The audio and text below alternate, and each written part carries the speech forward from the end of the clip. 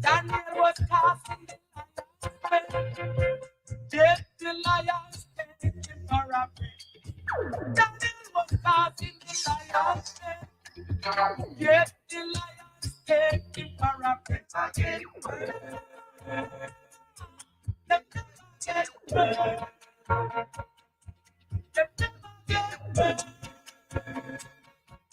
Eaten by your word. Jonah was swallowed up in the belly of the whale. Did Jonah live to tell the tale? Jonah was swallowed in the belly of the whale. Did Jonah live to tell the tale?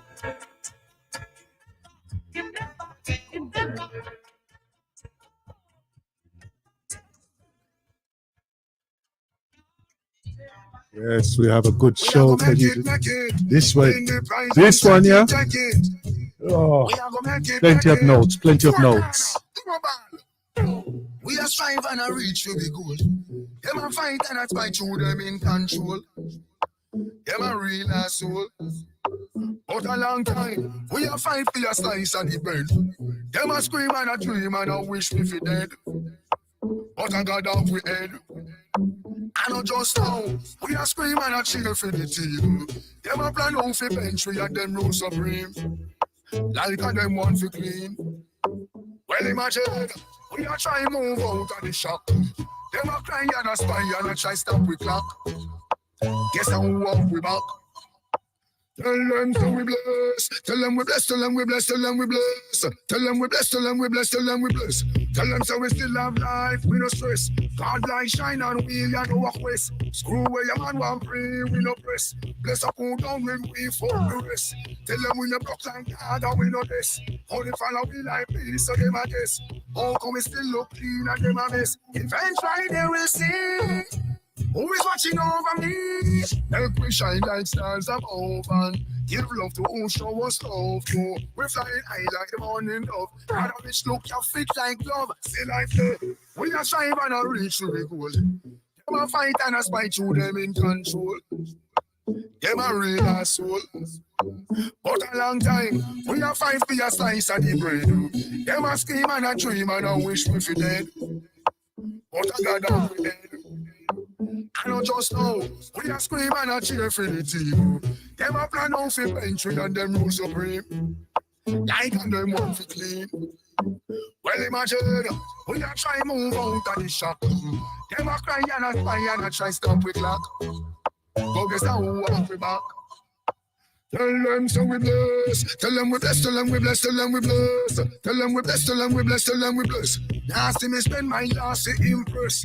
Tell them me no guess my own me invest. Let them know me girlfriend want put in verse. Tell them you still you fine. I'm still I'm on them mind. So you now see me pressure no man like some place. No sir we make our own a success. Now hesitate everybody take with interest. Stay focused me a type of progress. Now follow them make the road a beaches. No matter where a man want to have me careless. And this me want you digest. We are strive and a reach to the goal. Them a fight and a spite through them in control. Them a real asshole. But a long time, we are real man. A slice of the bread. Them a scream and a dream and a wish we for dead. But a God of we head. What a revelation. And I know just now, we are scream and a cheer for the team. Them a plan out for bench and them rule supreme. I'm not even saying like revelations from the Bible. realization. What a revealing. Revealing. What a revealing, huh? Tell them we bless. Tell them we bless. Tell them we bless. Tell them we bless. Tell them we bless. Tell them we bless. Tell them we bless. If you want to join us, we are live on the Facebook, on the Blacknificent Radio Show, and also on the YouTube, and you can watch us there live on the Blacknificent Radio Show on the YouTube as well, right? I just have to change up a thing on here so that it will show the correct the correct headings on here. Ooh, what a thing. You see all the things that I have to do to ensure that we're all in line and we're all in tune. Huh? Right? Right. I've invited a few guests this strong on this cycle of our program, right? And I am hoping that they will be able to join us.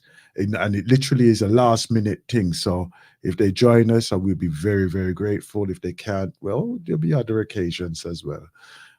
So hopefully that they'll be able to join us. And I also, for you who are the listeners out there, right, and participants as well within the show, you are more than welcome to join into the show, into the discussions, as we do on the risings of the day, right, for the first hours. And I'm older. Let me just give some edification. Yes, so let's do it up to the management. I know I don't do it every time. I acknowledge that, right? But you know what it is that every presenter does this. Every presenter does the acknowledgement to our management and everything. But I am so much in appreciation. Even before I became a presenter, I am in full appreciation of all of those who have participated and been part of the great station that this is. Right? It really is the heart. It is the voice of the heart of the community. Whether it lands on us in a good way or a bad way or a twist up way or whatever way it lands, it's the truth. We speak the truth, right? And that is our truth. Yeah. It's not pretty every day. It's not pretty every day. And it's not going to be false either. Right? So no, everything that comes out from where we are, right, is our reality. It's our reality. And it doesn't matter where we are in the world. In the world, the truth has to be spoken at all times. The truth has to be spoken at all times. And this is what, unfortunately, so many of our dictators are so afraid of. The truth, right? Because they live in a falsification and lie all the time. And unfortunately for them, we are able to differentiate between the truth and the lie. And they would prefer to murder people, take lives, destroy societies, than to allow us to live in our true peace and harmonious life. They would prefer that, right? So, when you really just have the opportunity to just say, what really is going on here? What really is going on here? And then when you can turn around and say to yourself, I am living in my truth. I have spoken my truth. And you can actually be at peace in yourself. Then it is up to them. It is up to them to find out why is it that there is a difference between them and us. Because we can sleep with both our eyes closed at night. They cannot. Their heart is just evil, and it has that hatred within it for, unfortunately, too many of us right now. Lines are open. I'm going to open the lines early onto this one here because, you know, as we do on to the this show here on the first hour, in the opening hour, we do our clearing, right? The clearing is a process of where we just, what's on our mind? What's on our mind, right? Line number is to come live 0203 289 6504. Within the London area at the moment, what we're facing is that there's a lot of upheaval. There's a lot of people who are actually, and I'm you know what, whether you're for or against, at least somebody is saying something, somebody is doing something, right? Whether you're for or against, okay? Now, obviously, we have to look. We are looking on it from the second wave of what's happening here, and from previous or prior engagement with both sides of the conflict, which has been thrusted upon us, right? And I'm talking about the Israel and Palestine thing, right? Now, our connection or my connection has been, an exposure has been through the our brother Ben, right? And where he has been part of the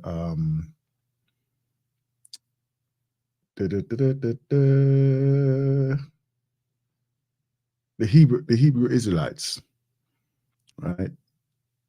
And they set up a settlement down there in Dimona, right, which is on the outskirts of the conflict area, right? And obviously, even them, they are under attack themselves. They are under attack themselves because what they want to do, they want to deport all of those people. So as much as what is being inflicted upon the Palestinians, us as black people are being attacked as well out there, right? So come on now. Who are we to say what side of the fence we're gonna be defending and all that, right? Meanwhile, we're experiencing the fighting from every angle. So please, let's also be very, very cautious, even in what we're saying, in what we're thinking. Let's get a purity and clarity on all these things, and hopefully in the Blacknificent show we'll be bringing this to you, right? Obviously, the theme of this month is excellence, right? That is the theme of this month. Yeah. And what we're doing is that we're looking for excellence and above in every aspect of life, right?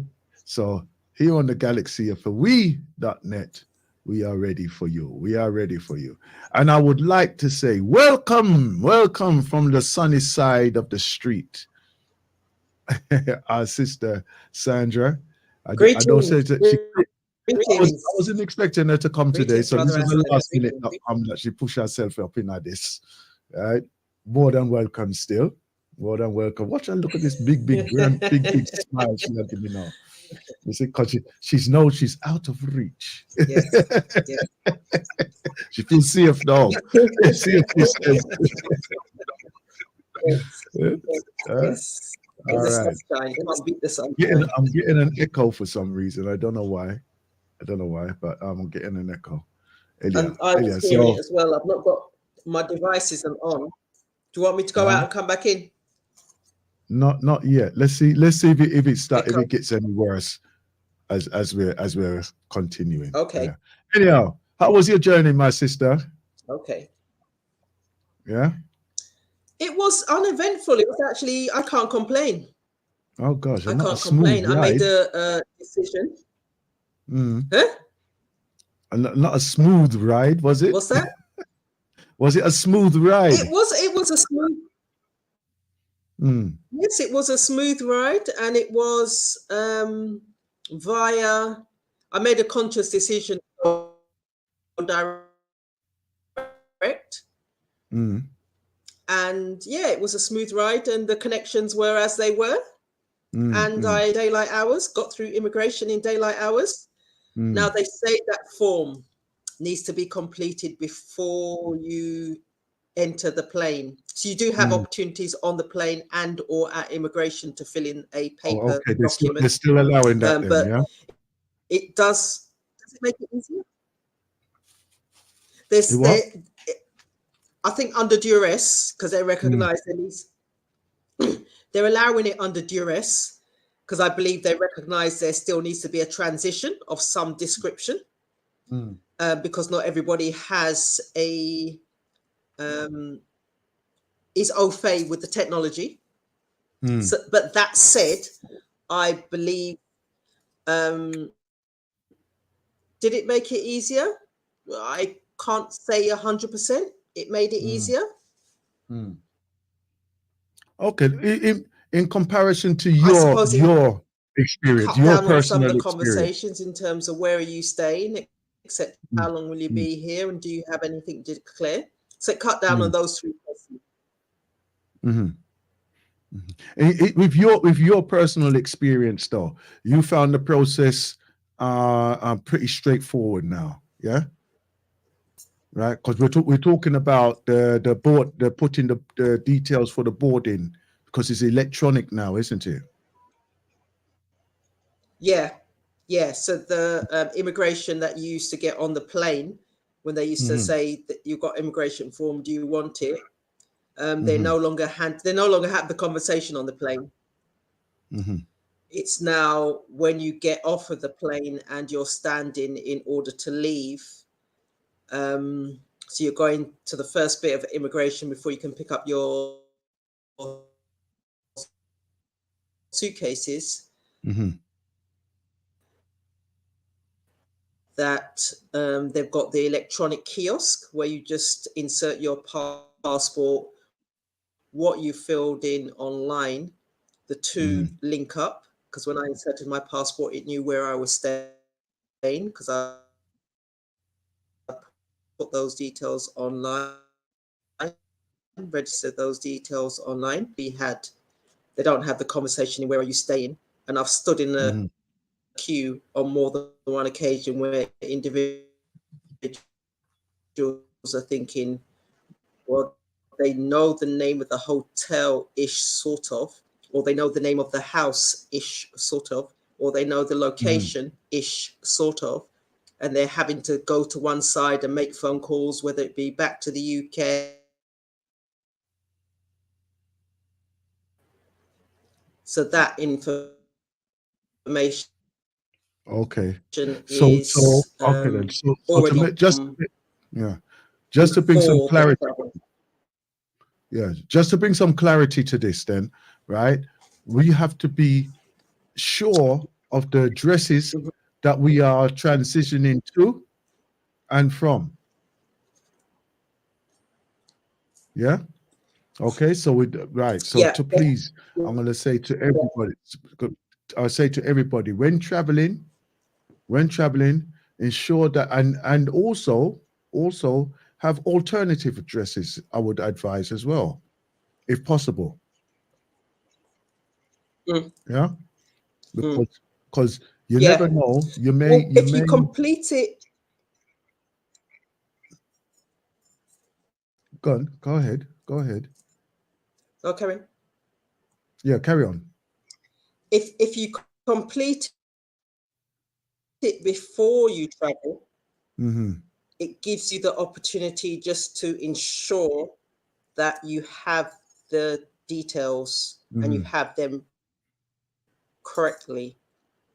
When you're in the heat of just coming off of an X-hour flight and you've got suitcases, hand luggage, you've possibly bought some alcohol, you've just gone through a journey to get you to the airport, you're thinking about your suitcases, you're thinking about 6 million other things, and you're feeling the heat of Jamaica. You don't want to be having the additional stress. So this does actually eliminate that element of stress, because in the UK, when you fill in, if you're collecting a parcel, there's lots of organizations, whether they be government and or otherwise, when you put in a postcode, you can just search for an address because it comes up automatically. They do have that technology in Jamaica. So if you put in some elements of the address, it will start to pre-populate the options. So doing it in the calm of before you travel, and you've got up to 4 weeks, to be fair. Okay then. So don't leave it to the last 24 hours before you think you have I'm to be traveling submitted 7 days. tomorrow. Is that correct? You've got up to those details. No, it's 4 weeks. 4 weeks. Wow. Wow. Wow. You've got 4 weeks. They've given you additional time to take away that element of stress. If you can't do it, go to one of your younger godchildren, grandchildren, children, neighbors, and ask them to fill it in for you, notification. Yeah. Okay then. All right then. So in effect, although I know that there are some people who say, you know what, I don't want to be identified like them some secret service person or something, they try to avoid any form of electronic identification or whatever.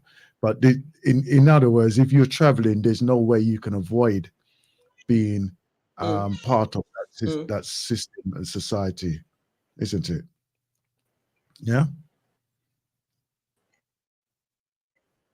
Would that be correct?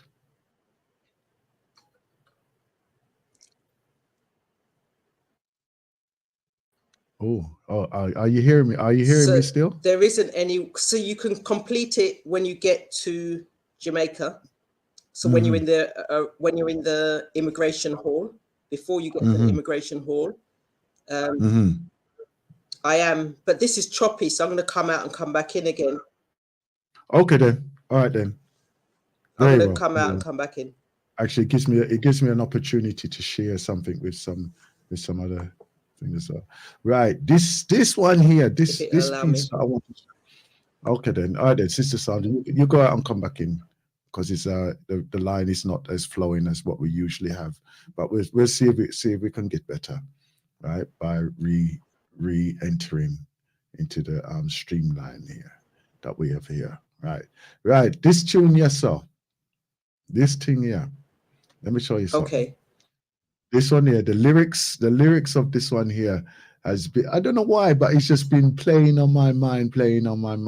And it's very, very, I feel that it's very, very attuned to the process that we are facing at this time, right? And I'm saying this as well because they say November is a time as a national, and it's a national awareness of mental well-being. I'm going to say mental well-being, right? And very good. I feel that is a very good thing that people have been allowed to actually been able to express themselves. Now that they are becoming into the listening of what's happening here, right? and I shall be elaborating later on as well in the program of some of the issues that we do face. We do face it within our society, within our lives, around our lives, and just to bring some highlight to what's happening to us as well. So we just have to be very aware of this, very, very aware of this. And let me just play this here for a moment, and then we continue our constant.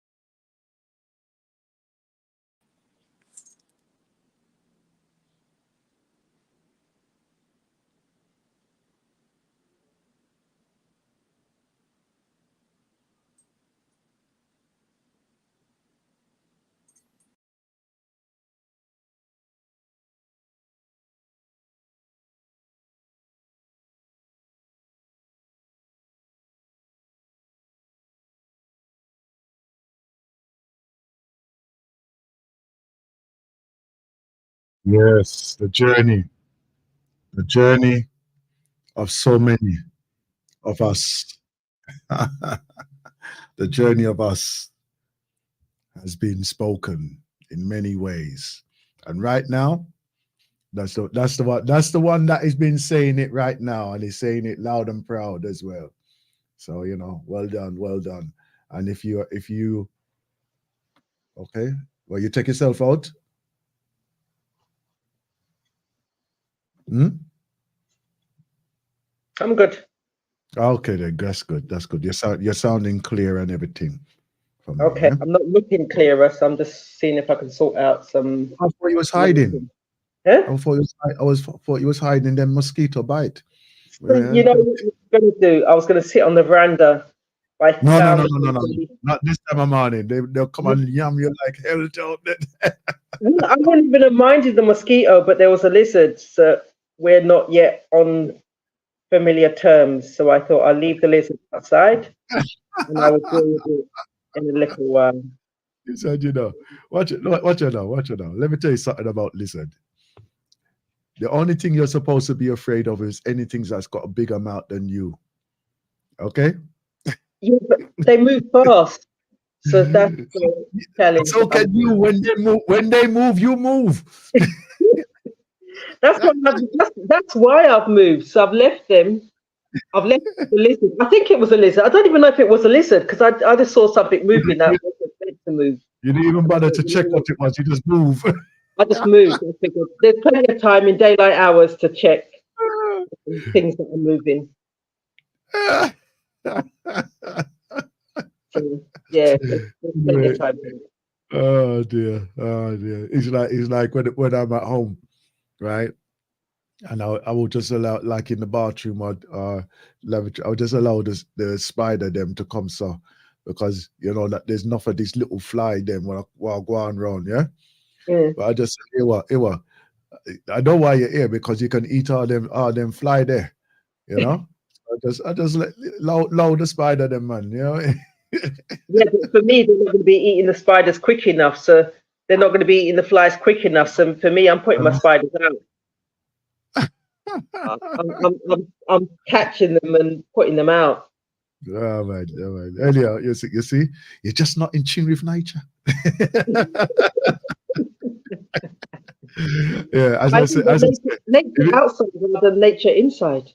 Yeah, if he's got a bigger mouth, the only thing that you should be afraid of is he's got a bigger mouth than you. That's it, man. That's right.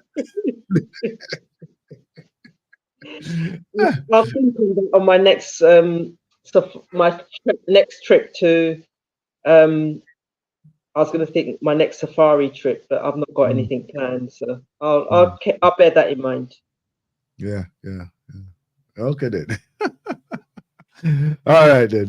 Yeah, welcome back, my sister. Welcome back. Yeah. We're talking about like what's happening, obviously, you know, because as we got to the midday meditation, we're talking about like what's happening for us directly or indirectly, you know. What's your observations at the moment? Obviously, it's all around this the Israeli conflict, Israeli and Palestine conflict. You know, even to this morning here, like observing what they were talking about on the national news as well, and the biggest I would say distraction, because I feel it is a distraction, right? It's obviously they're going to be celebrating their warmongering, what they exhibited over the First and Second World War this Sunday, right? And then even in their exhibiting of their appreciation of those who were past and all their victories and everything over that period there, and you know, giving homage to those who had died and everything. But in many ways, we should be doing it. I feel that we should be doing exactly the same, giving homage to those who had died and been murdered, but over that conflict time there, right? And highlight it as much as they like to throw it down our throats, as to say, well, boy, you know something? You came all the way to Africa to come and murder people, but we never come to you or anything like that. We've never invaded you to the scale of what you have come and decimated our societies, right? But yet you're the one who's crying at the death of your people, you know. But anyhow, park their side of the argument to one side, and then obviously at the same time there's a planned demonstration. Okay. Right. So you've got two opposing heads here. You've got, and if I take it from the religious element, you've got the Prime Minister who's a Sikh, and then you've got the Mayor of London that is a Muslim, right?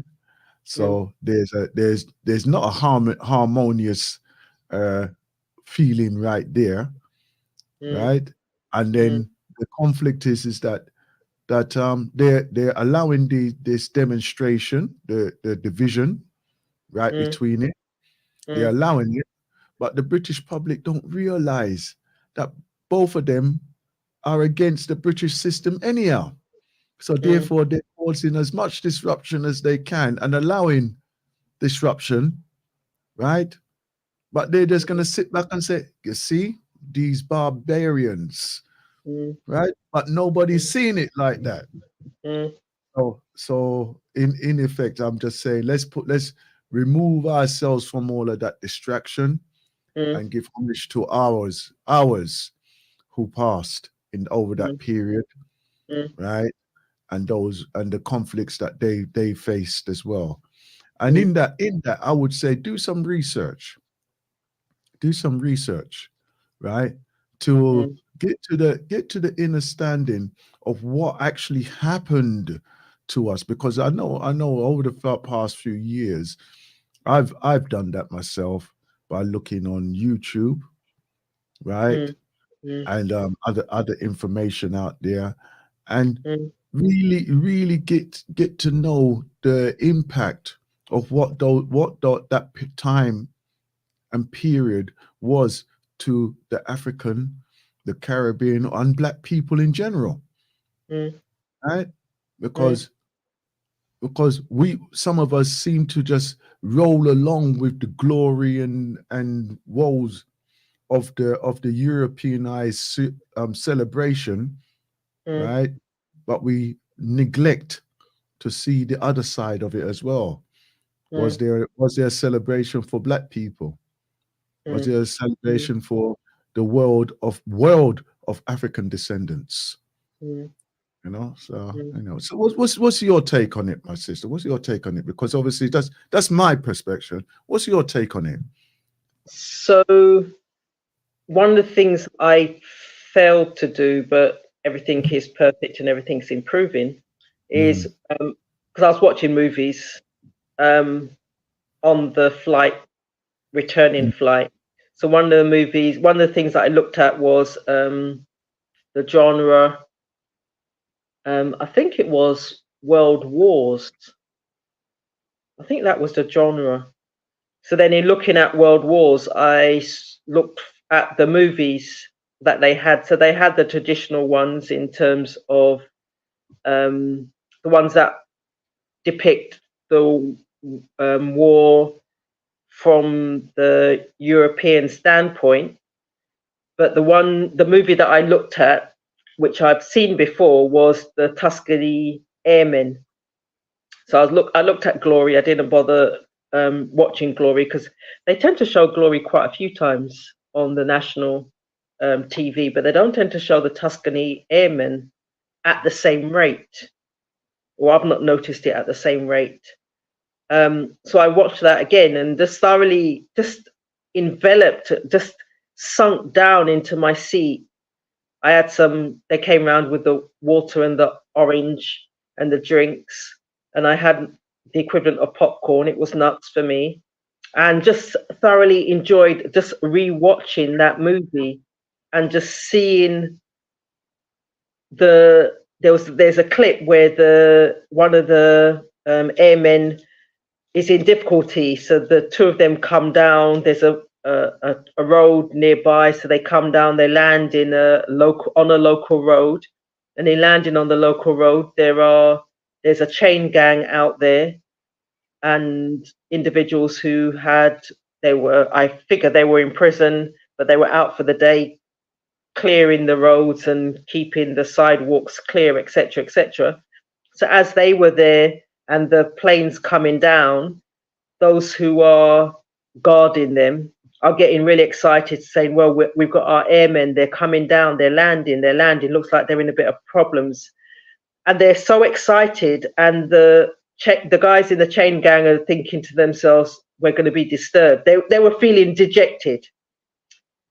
And then the two of them come out, because they've got the mask on and they've got their gloves on. You don't know who they are other than these two men, and they're talking about the challenges with the plane and what's wrong potentially. And then they take off their masks, they take off their goggles, and then you realize, hang on a minute, they're black. But you can see the guys that are overseeing or looking after the chain gang. They're thinking maybe they've just got black around the eyes because they're in a plane.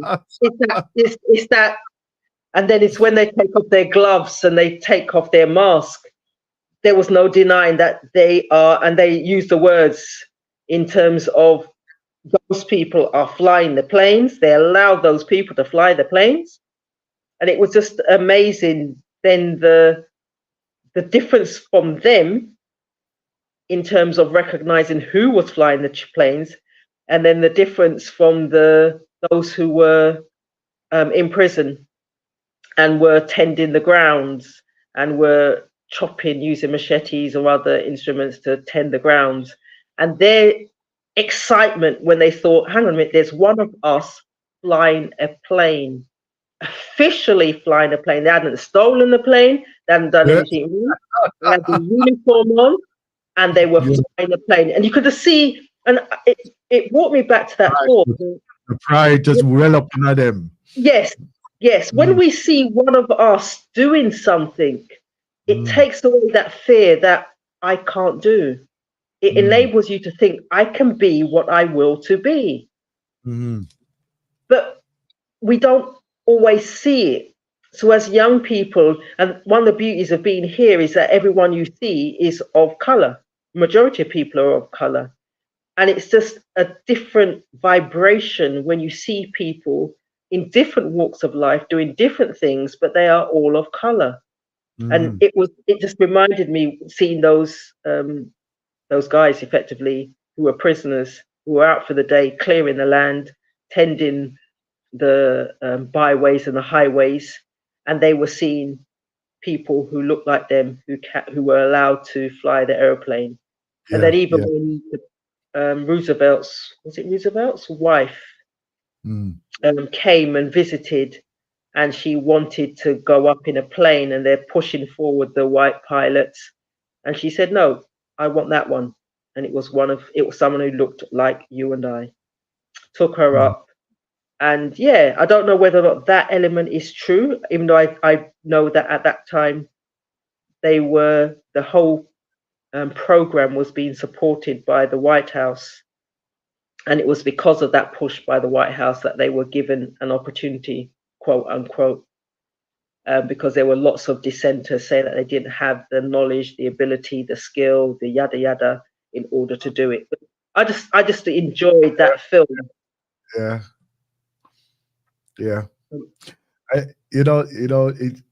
In many ways, right?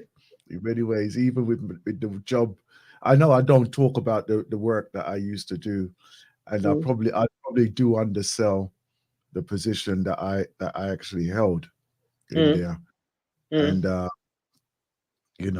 obviously, even when I was working, I would be working on my project, because each one of the jobs was an individual project type of thing, because you would build a vehicle to its own specification, and for its requirements and all that, what you had to do.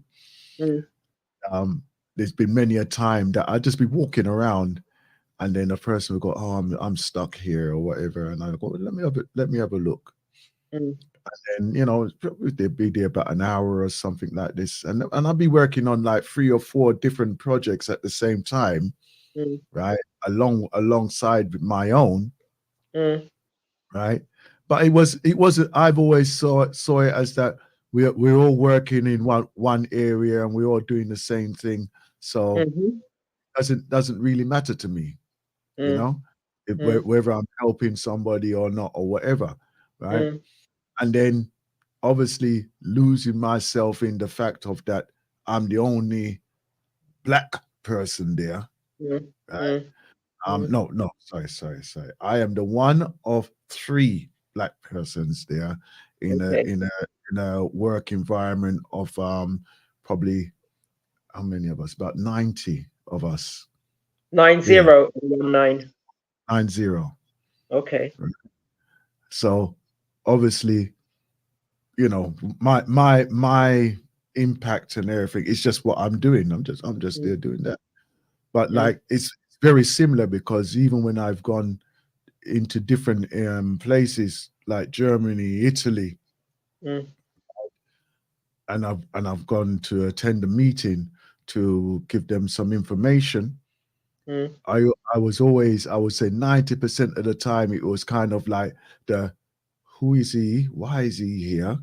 And then I have to introduce myself over again. And some of them even got up and walked out as well, especially in Germany. We're talking about the 1990s, 2000, early 2000s. Yeah. Right. So even some of them even walked out. Like, and you know, this is like in Belgium and Germany. Whoa. Right. And then and they couldn't say to me directly, oh, they don't want you to go there. Right? They probably would like assign me to a different department or different area or different task and things like this. But it was kind of blatantly obvious what was going on. But yeah, what that's their issue to deal with, not mine. You know? And there's many a time when like even the security, they would try to come and interfere with me. You know, what are you doing here? Why are you here? Yeah. And I just look at them, and then somebody else would would want to jump. I go, no, don't say a word. Don't say a word. Right? And I said, you go find out what I'm doing here. Go and find out. Go. But you ought to tell. No, I'm not telling you nothing. I goes, go and find out.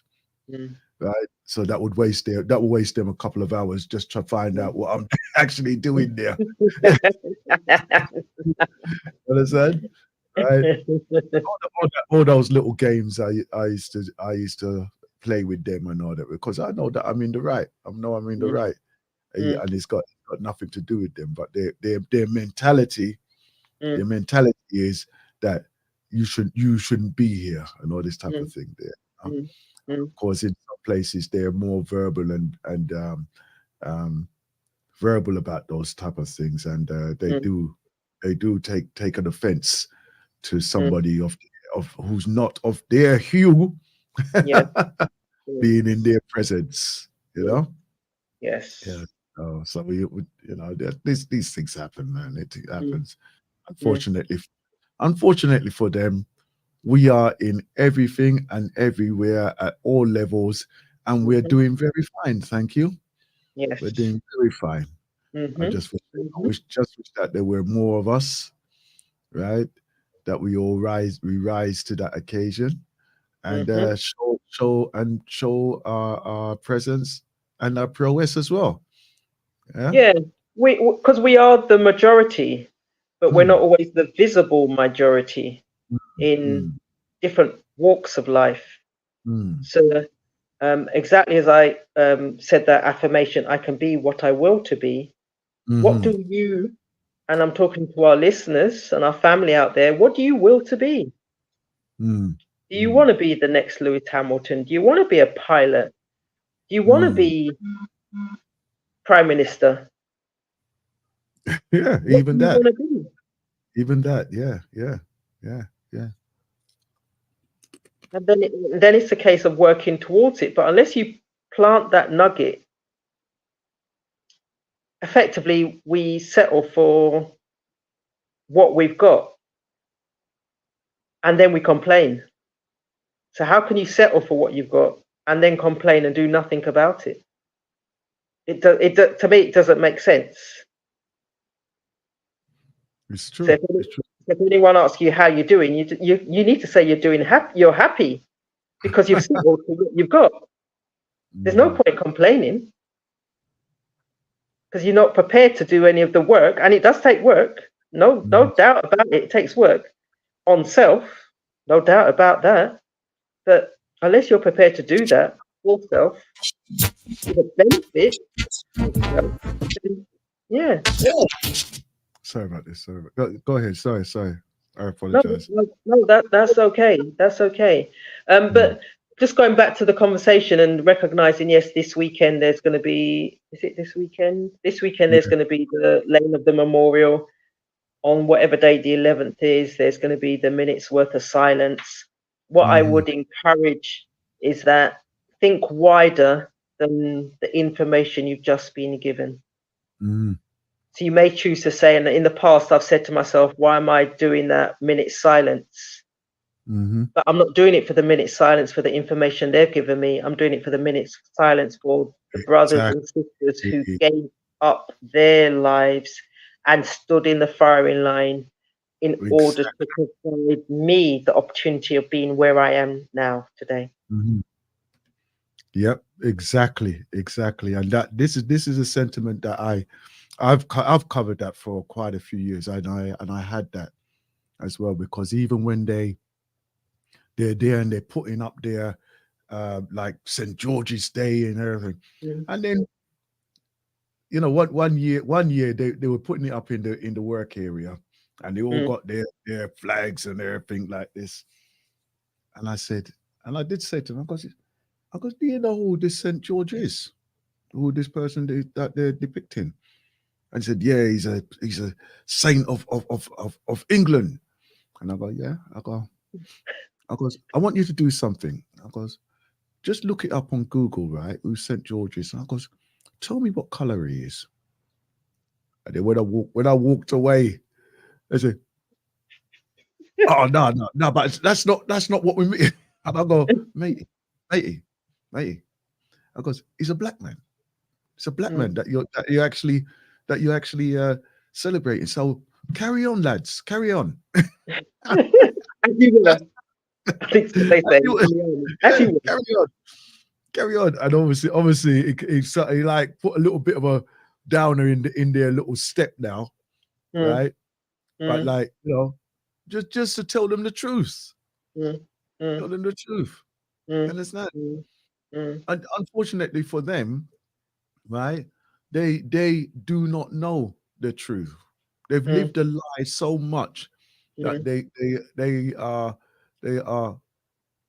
they are bamboozled by themselves, basically. Yeah, they're bamboozled by themselves, and you know, in many ways, I don't feel sorry for them. Right, but I will say though, I hope that sometimes that they do wake up. They do wake up, right? Because once they realize that a lot of their lives have been saved, or their generations have been saved by the mercy and the teachings of a lot of the teachings that have come from Africa, right? Or those descendants of Africa that has saved their societies, and the people of the time appreciated those who were actually ruling them in those Europeanized places. And that is why they give homage to them. This is why they give homage to them, you know? And even within Europe, they've got effigies of black effigies of local saints, as they call them, right? And they give homage to black people.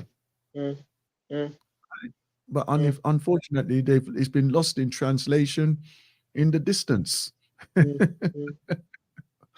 Anyhow. Right, listen, we come to the top of the hour. Yes.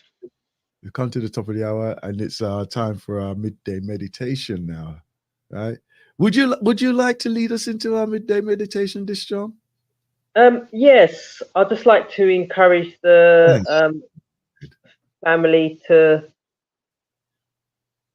be present in listening to the vibration and how it moves you. Just give yourself a moment to be present, and to, if you're able to stop what you're doing, even if it's for 10 minutes, if you can't do the full hour, or 15 minutes if you can't do the full hour, or half an hour if you can't do the full hour, and listen to the initial songs, and breathe deeply. Breathe from your stomach. Breathe like children breathe. from your stomach. When you see that baby start breathing, right? Yeah. From the stomach, you see the stomach rising. If your stomach's not rising as you're breathing, then you need to just catch yourself and hold your breath and then exhale and just be present. Okay, then, right. So without further ado, let's go into our midday meditation this strong. Let's take the next 15, 20, 30 minutes for our midday meditation here on the Blacknificent radio show, here on the galaxy of FAWE.net.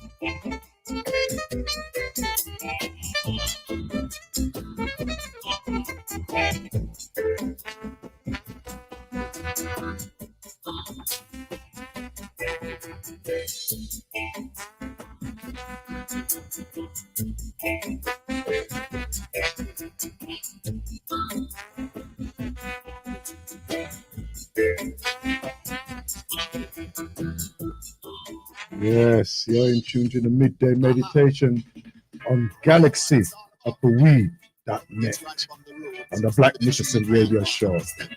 Right, yes, sir. I like to flip and treat up the atmosphere. Yeah, fresh meditation till the morning when you rise up. Great inspiration, marijuana make me eyes up. Knowledge and education make me wise up. Me burn Babylon when them come and a size up. Fresh meditation in the morning when you rise up. Great inspiration, marijuana make me eyes up. Knowledge and education make me wise up. Me burn Babylon, it's alright as long as we got it. Me said them system cannot make me death. Me no want no recess, cause I never brain me lock it. So me never yet stress out there in the west. No, them city polluted, stagnant and stink and filthy and full up a mess. But the youths I put them shanty, it's militancy, with the militancy flex. No, me can't live. Happy me sex, them police them come and me still a arrest me for officer. When I flee, just left and go and look at woman pick arrest because the place I'm best to Brazil and Jessica fun down pervert and incest the marijuana make me khaki suits embroidery me crest. He got tell the top lights and press. Yes, that a fresh meditation in the morning when we rise up. Create inspiration marijuana make me eyes up. Knowledge and education make me wise up. Me burn Babylon when them come and a size up. Fresh meditation in the morning as I rise up. Create inspiration marijuana make me eyes up. Knowledge and education make me wise up. Me burn Babylon. It keep all your fights. When I smoke it, love it so much, I know they are so be joke it. Some boy make the kid it just to them go coke it. We support them happy John shop, them go broke it. Light up the fire key, then make we stroke it. Babylon, no come here, so come provoke it. A red gold and green in the ear, I upload it, not doubt it. Spiritual, I promote it.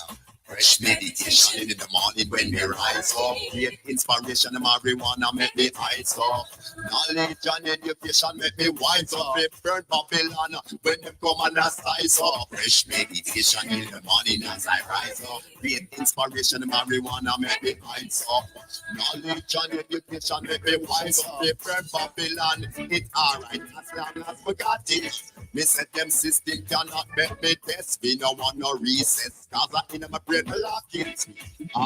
So me never get stressed out there in the west. No, them city polluted, stagnant and stink and filthy and full up a mess. But the youths are good them shanty, I hide militantly with the militancy flex. So me can't believe.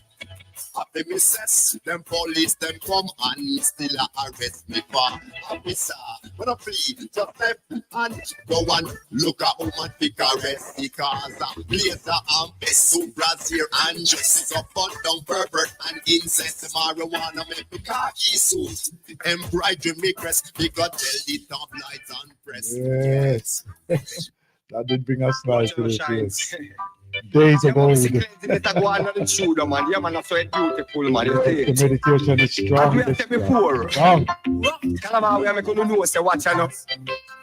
Babylon have treated my children, them, you know. My people have been suffering for so long, and I'm here to make it happen, you know. Them I know that we know this. Another conflict. We have to boost the economy. The environment efficiency demands justice. The prisoner and the baby never rebel. Another conflict. We have to boost the economy. No reprove and I know them implement themselves as gun smoke. They use the method of death to redeem the confusion of their confession. Fuming from the UN point of view, suspicious from the here not to be misled, and the facts we need a few more forums in the ghetto, building and taverns, market tragedy. This is the high mind fusion structure my people observe. Foul play becomes their moral factor. Both the slaves, both the ladies, can you confine the conjunction of your action? The youth and the street, malicious the cravings, step on a man time. Another country. Where's the foods, the economy? Environment, efficiency demand, justice, the prisoners and the baby them are rebel. Another country, where the boots the economy, no reprove and I know they implement themselves as God smoke. They use the method of death. Let me free, I must go home. Land of survivor. Into this war should be like this. Police a good boy, aim squeeze them, go miss. Little did they know. Like a candle, your life just blow. Tell me the truth about this and this world chemical gas warfare. Children born without food, face, or head. I'm not believing in terrorists. Anything created by them and them own Celtic laws. Police and patrol good boy in a camouflage. They wanted her to go to rehab. They said no. Naked as she lies in bed. Naked will be your mind, as Marcus Garvey once said. Another. The environment, efficiency demands justice. Prisoners and the baby them are rebel. Another country. The Muslim economy, the environment, no reprove and how they implement themselves as gun smoke. So I like them know that I have to just track through earth and know that what blessing things we always, take all of I. The children suffer that on the journey, We all have to see through these times, He that will let amongst I will see for the light, Whoa. Black carpet.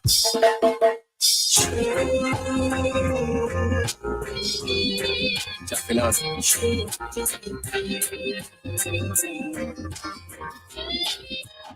only God knows the pressure we bear, the struggles we face every day. Only God knows the heartache and the pain, the stress on the brain, and it shows. Even when I try to do things right, someone's there putting up a fight. And when I try to play it cool, the love and talk stay on. And when I stop, kick back and reflect, if it wasn't for God, they would have stopped my breath. But all in all, I do things with a smile. Only God knows the pressure we bear, the struggles we face every day. Only God knows the heartache and the pain, the stress on the brain, and it shows. Hear me now, watch them I wonder. Oh, me so happy when me step and I go through me ever clean me no crappy. Nothing on me heart, me nah no hate for nobody. Them are evil, so them lifestyle shabby. I can see what they are up to. They wanna deceive and confuse you. And then they act as if what they do is the norm. But only God knows the pressure we bear, the struggles we face every day. Only God knows the heartache and the pain, the stress on the brain, and it shows. Only God knows.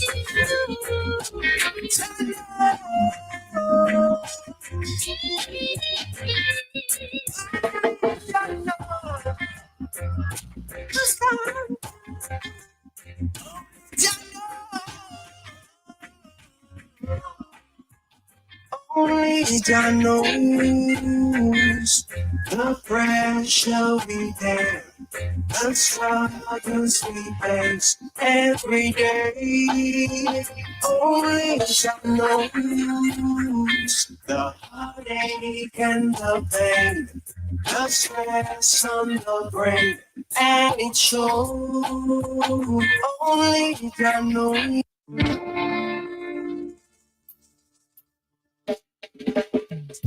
Senior, fuck them again. Fuck them again. Fuck them. Production. I miss the more you have to talk them to the factual. You have to just speak your mind about the truth they say every day. And the truth, the people be killing the coyote. We see that they nasty approach. And the truth, it did not make them no shoot. Yet still them brain fly like parachute. And the truth, body does not drop like breadfruit. There is a reason for the ends in the road. And the truth, them give the dog in never cute. The bus is part of the dispute. Every dance one play the major role. Them we kill it from the field of all nature alone. Them we make your blood leak like a lake of Rome. The Eden mark them on the wall and the snake alone. Them can't slice the flesh, them will break your bone. Kill you in the sleep not when you wake alone. He without sin should take a stone. Too much corruption, not one in a Jamaica zone. And the truth, Them evil fi kill a liquor youth. Me see it and me nasty about. And the truth, him did a beg them no shoot. Yet still them brain fly like parachute. And the truth, body must have smell like jackfruit. Me did a reason why I end with me up. And the truth, them kill the dog in never cute. But it wasn't part of the dispute. But comes around, rebellion. Rasta preach love, get them sons 7-8. Too much evil and cast is iron gate. No them no righteous and them don't have no faith. We hear the most idea as a heavyweight. Our revolution continue now. Wait, Rasta revolution, them can't segregate. Real Rasta no chat faith. But the truth, them evil fi kill a liquor youth. Me see it and me nasty about. And the truth, him did a beg them no shoot, yet still him brain fly like parachute. And the truth, body just a drop like breadfruit. Me see it from the head to the nose. And the truth, them kill the dog in never cute. But the wasn't part of the dispute. It's line for the front page. Such a rage. Youths are dying at such a tender age. We see these things. We hear these things. We feel these things. But when we sing these things, and the truth, them evil to kill a liquor youth. We see it and me nasty about. And the truth, him did not beg them no shoot, yet still him brain fly like parachute. And the truth, body just a smell like jackfruit. See it and me nasty about. And the truth, them kill the dog in never cute. Puppy wasn't part of the dispute. Rico Berry Production. Yeah, of course. Them for now say, life is not what it seems. Don't think harder. One mother, one father. We wake up this morning, not even tea upon the table. Give thanks for life because me able. That's a lot of strength in me. That's a lot of willpower, such a cha. Hear me now. So Jaja guide me along the way. Jaja guide me day by day. Oh, I know one day things gonna change. Jaja guide me along the way. Jaja guide me day by day. Oh, I know one day things gonna change. No matter how the struggle might seem rough, we are work hard, I will not give up. Come and know one day, life up sweeter than the honeycomb, sweeter than the sweet cup. Fight, we'll fight for survive. No matter how the struggle might seem, we are rise cause we have come from nothing, and them not like it when we step up in our life. That's why we pray. So touch and guide me along the way. Touch guide me day by day. Oh, I know one day things gonna change. Touch guide me along the way. Touch guide me day by day. Oh, I know one day things gonna change. Guide and protect my friends and fam. Keep them safe, keep them close to your hands. No few they are jail and none the friends of family up for wonder what I go and it looks at ya, man. No few God blessing at the board box. It hurt you know that. To see a mother on her belly and a ball beer son where she just said go wash off your shot. So touch and guide me along the way. Touch and guide me day by day.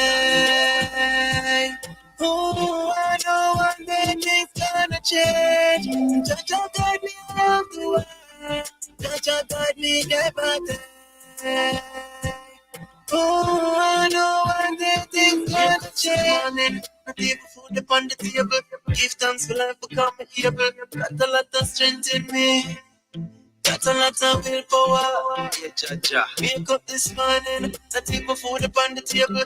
Give thanks for life become able. Got a lot of strength in me. Got a lot of willpower. So Jaja, hear me now.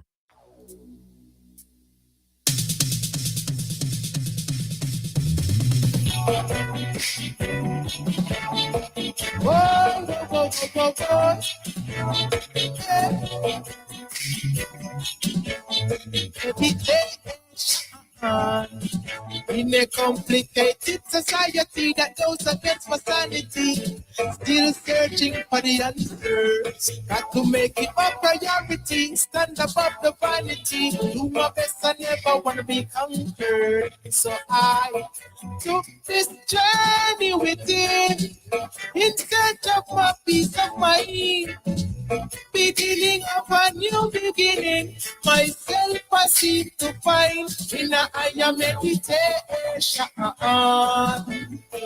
Walk with I and myself in a higher meditation. Talk with I and myself in a higher meditation. Chat in a myself in a higher meditation. Meditation, yeah. Stepping out the physical, stepping in the spiritual. It's a psychological war. Not religious, not political. I'm keeping it theoretical. That's the way I made it this far. So I took this journey within, in search of my peace of mind. Beginning of a new beginning, myself I seek to find in a higher meditation. Walk with I and myself in a higher meditation. Talk with I and myself in a higher meditation. Talk in I and myself in a higher meditation. Meditation, yeah. Boy, to see further than your toes, conscious and roasted and welcome both. So tell you what you got the pose. The ones who come to capture your soul. Got to see further than your toes, conscious and grounded and welcome both. I tell you what you got the pose. I see them in a higher meditation. Walk with I and myself in a higher meditation. Talk with I and myself in a higher meditation. Chat in I and myself in a higher meditation. Meditation, yeah. In a messed up society that goes against my sanity, still searching for the answers. Got to make it my priority, stand above vanity, do my best and never want to be conquered. So I took this journey within, in search of my peace of mind. Beginning of a new beginning, myself I seem to find in a higher meditation. With I and myself in a higher meditation. This is our midday meditation. We'll be going in one more time. One more time. One more time.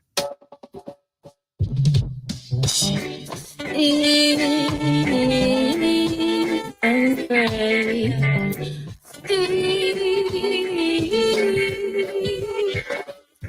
Oh, what a wonderful feeling. The Rastafari praise I sing. The whole of Chacha children, them beaming, full of love in them heart.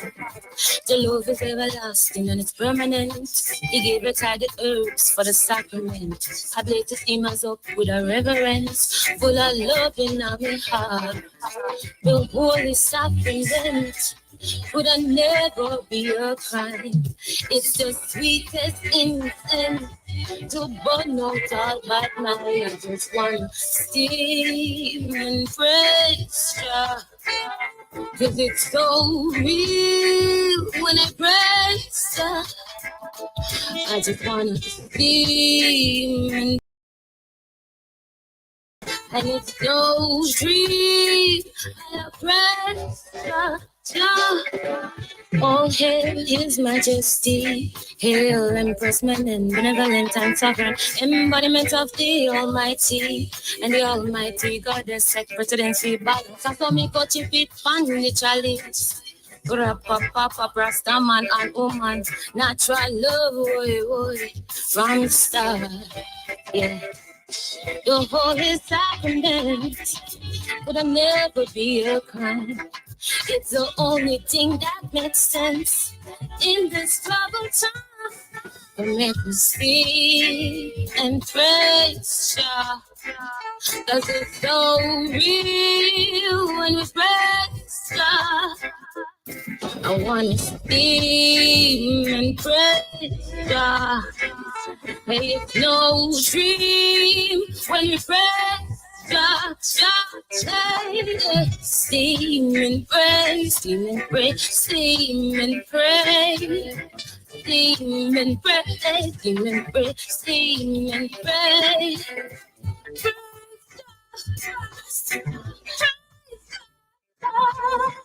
Steam and praise, steam and praise, steam and praise, steam and praise.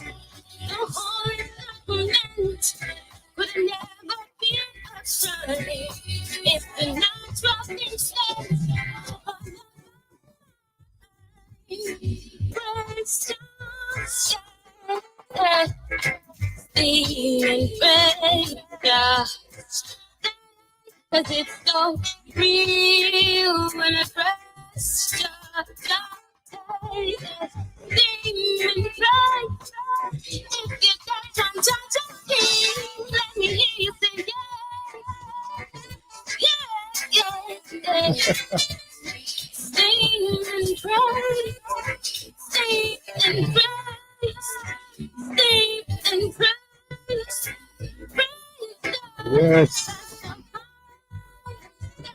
So that's our midday meditation this strong. You're on the Blacknificent Radio Show. Here on the Galaxy of the .net. I want to thank you.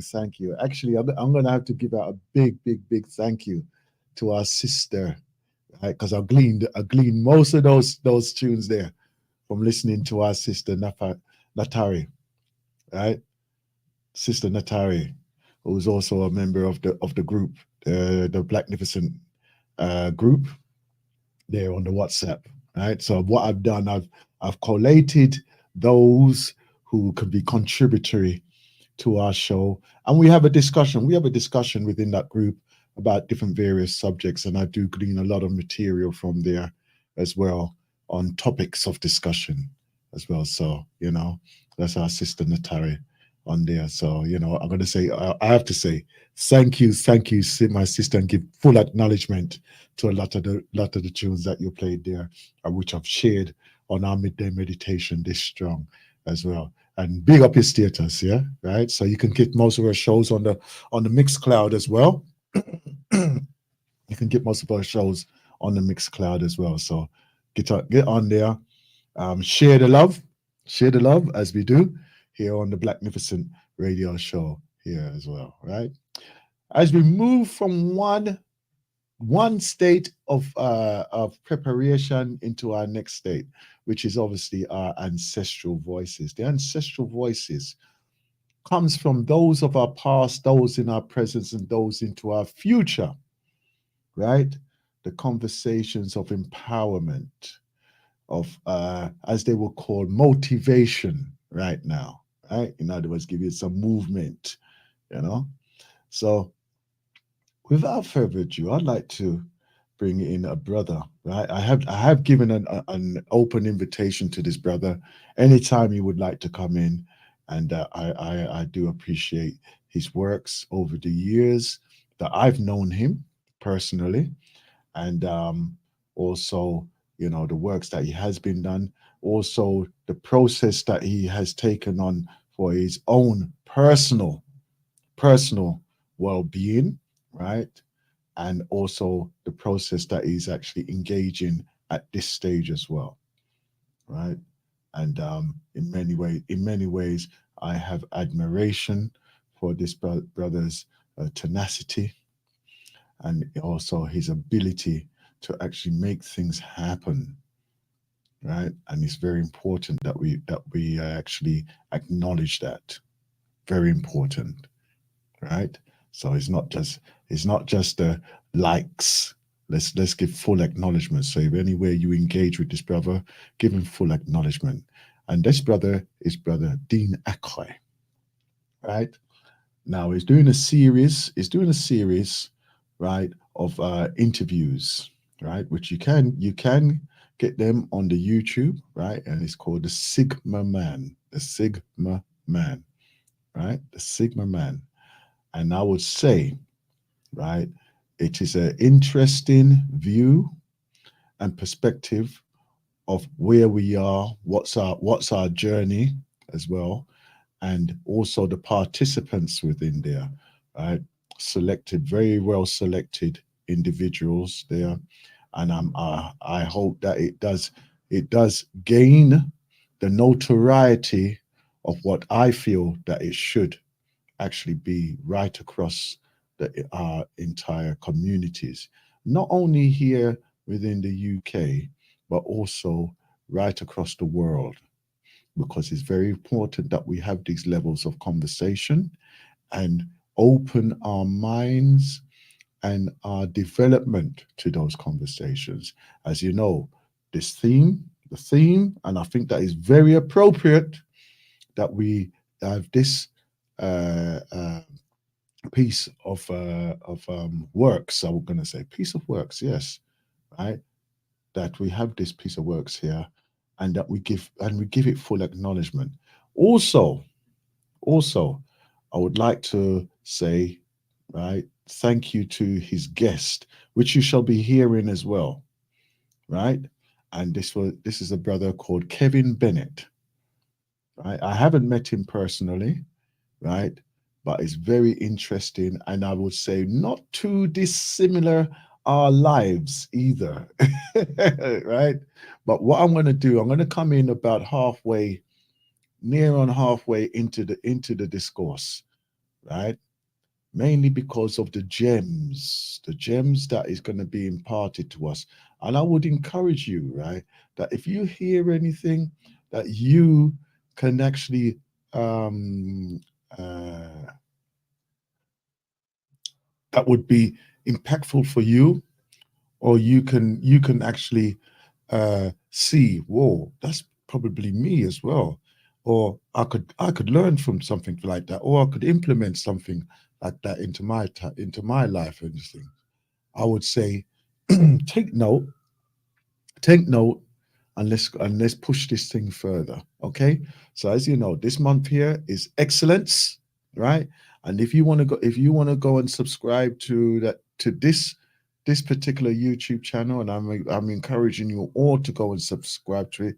It's called the Sigma Carta, right? It's called the Sigma Carta. Okay.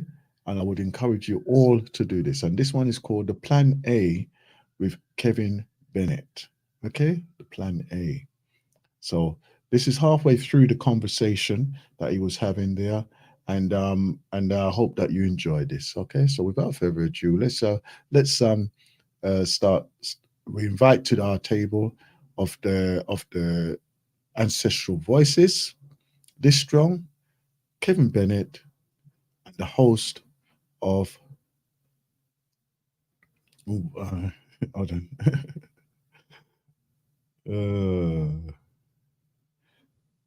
Here we go. All right, then let's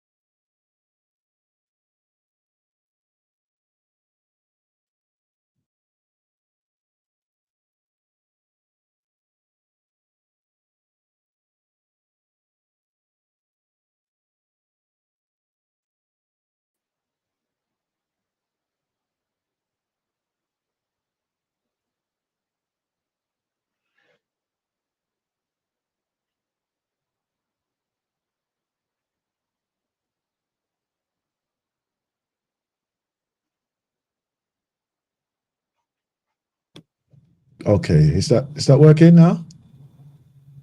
Yeah. Okay, then great. You're connected as well. You're connected as well. Right. Yes. So sharing that piece there by our brother Dean Akai and Kevin Bennett. Yeah. And excellence. And the theme, as I say, the theme of our discussions here on the Blacknificent Show this month is excellence.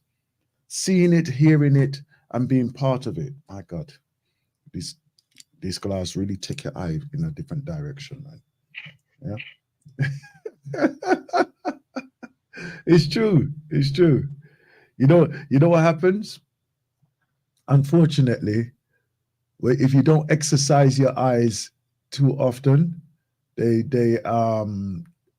slow down and they get stagnant in themselves, So one of the exercises that I was taught or shown, right, to regain your vision as such, is to focus on something far away and then focus on something near.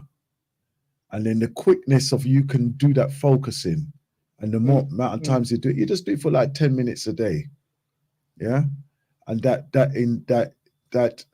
exercises that reactiveness within the eyes, because most of us, we're just there and we're mesmerized by a television, for instance, and we'd be there for hours not realizing that our eyes are becoming stagnant, or we're working on a computer, right, and our eyes are becoming stagnant by just that constant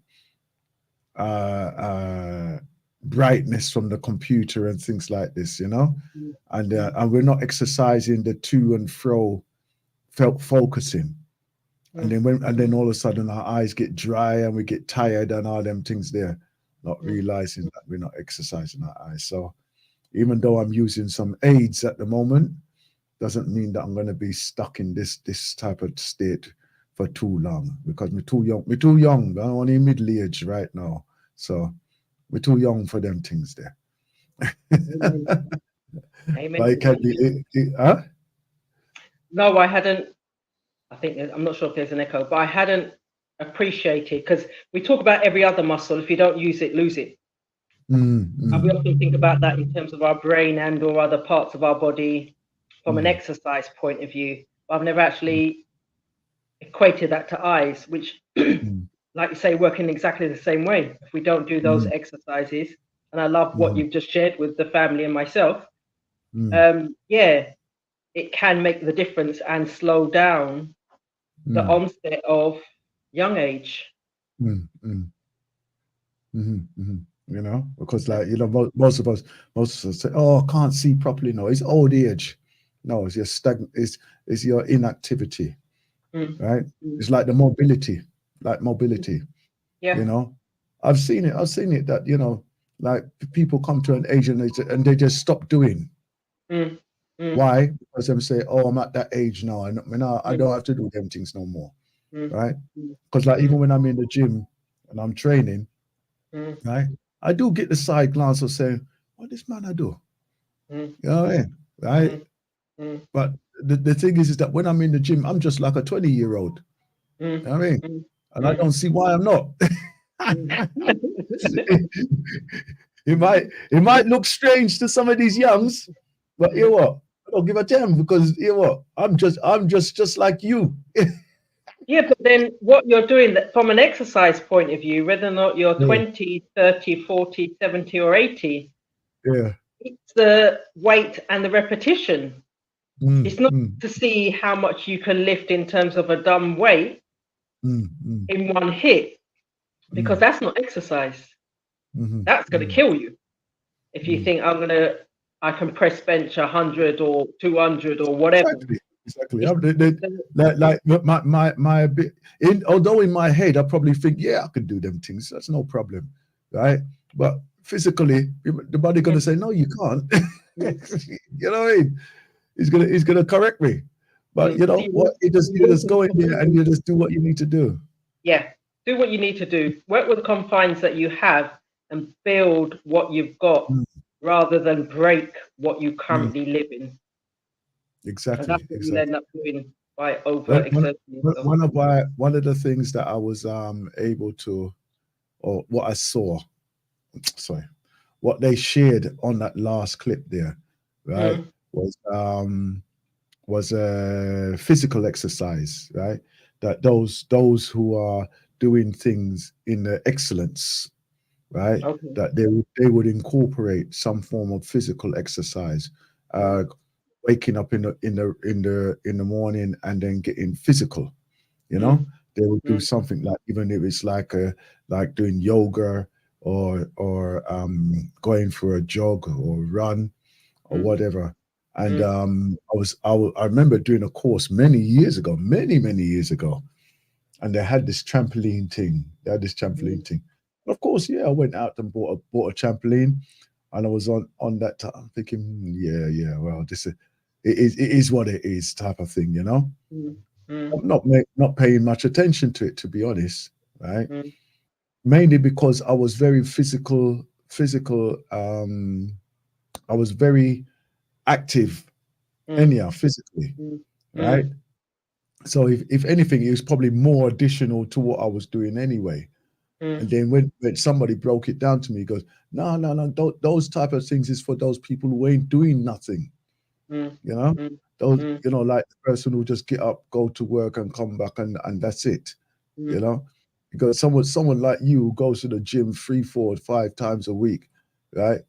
That's not for you. That's not for you. You know what I mean?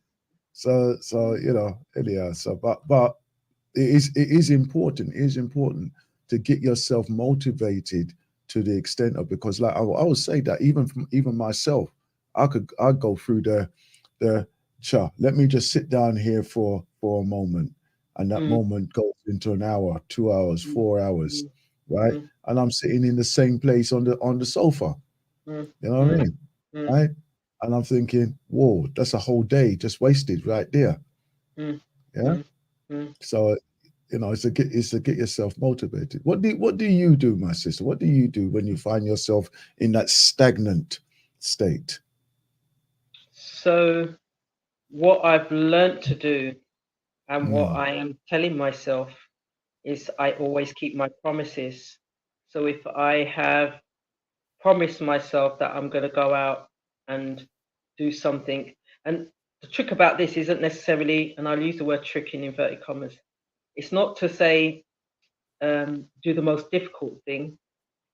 It's to do the simple things, because what I'm doing, I'm tricking my brain to say I keep my promises. So if I say I'm going to go out there for a walk, I go out there for a walk. I don't use the excuse of it's raining, it's cold, it's this, it's that.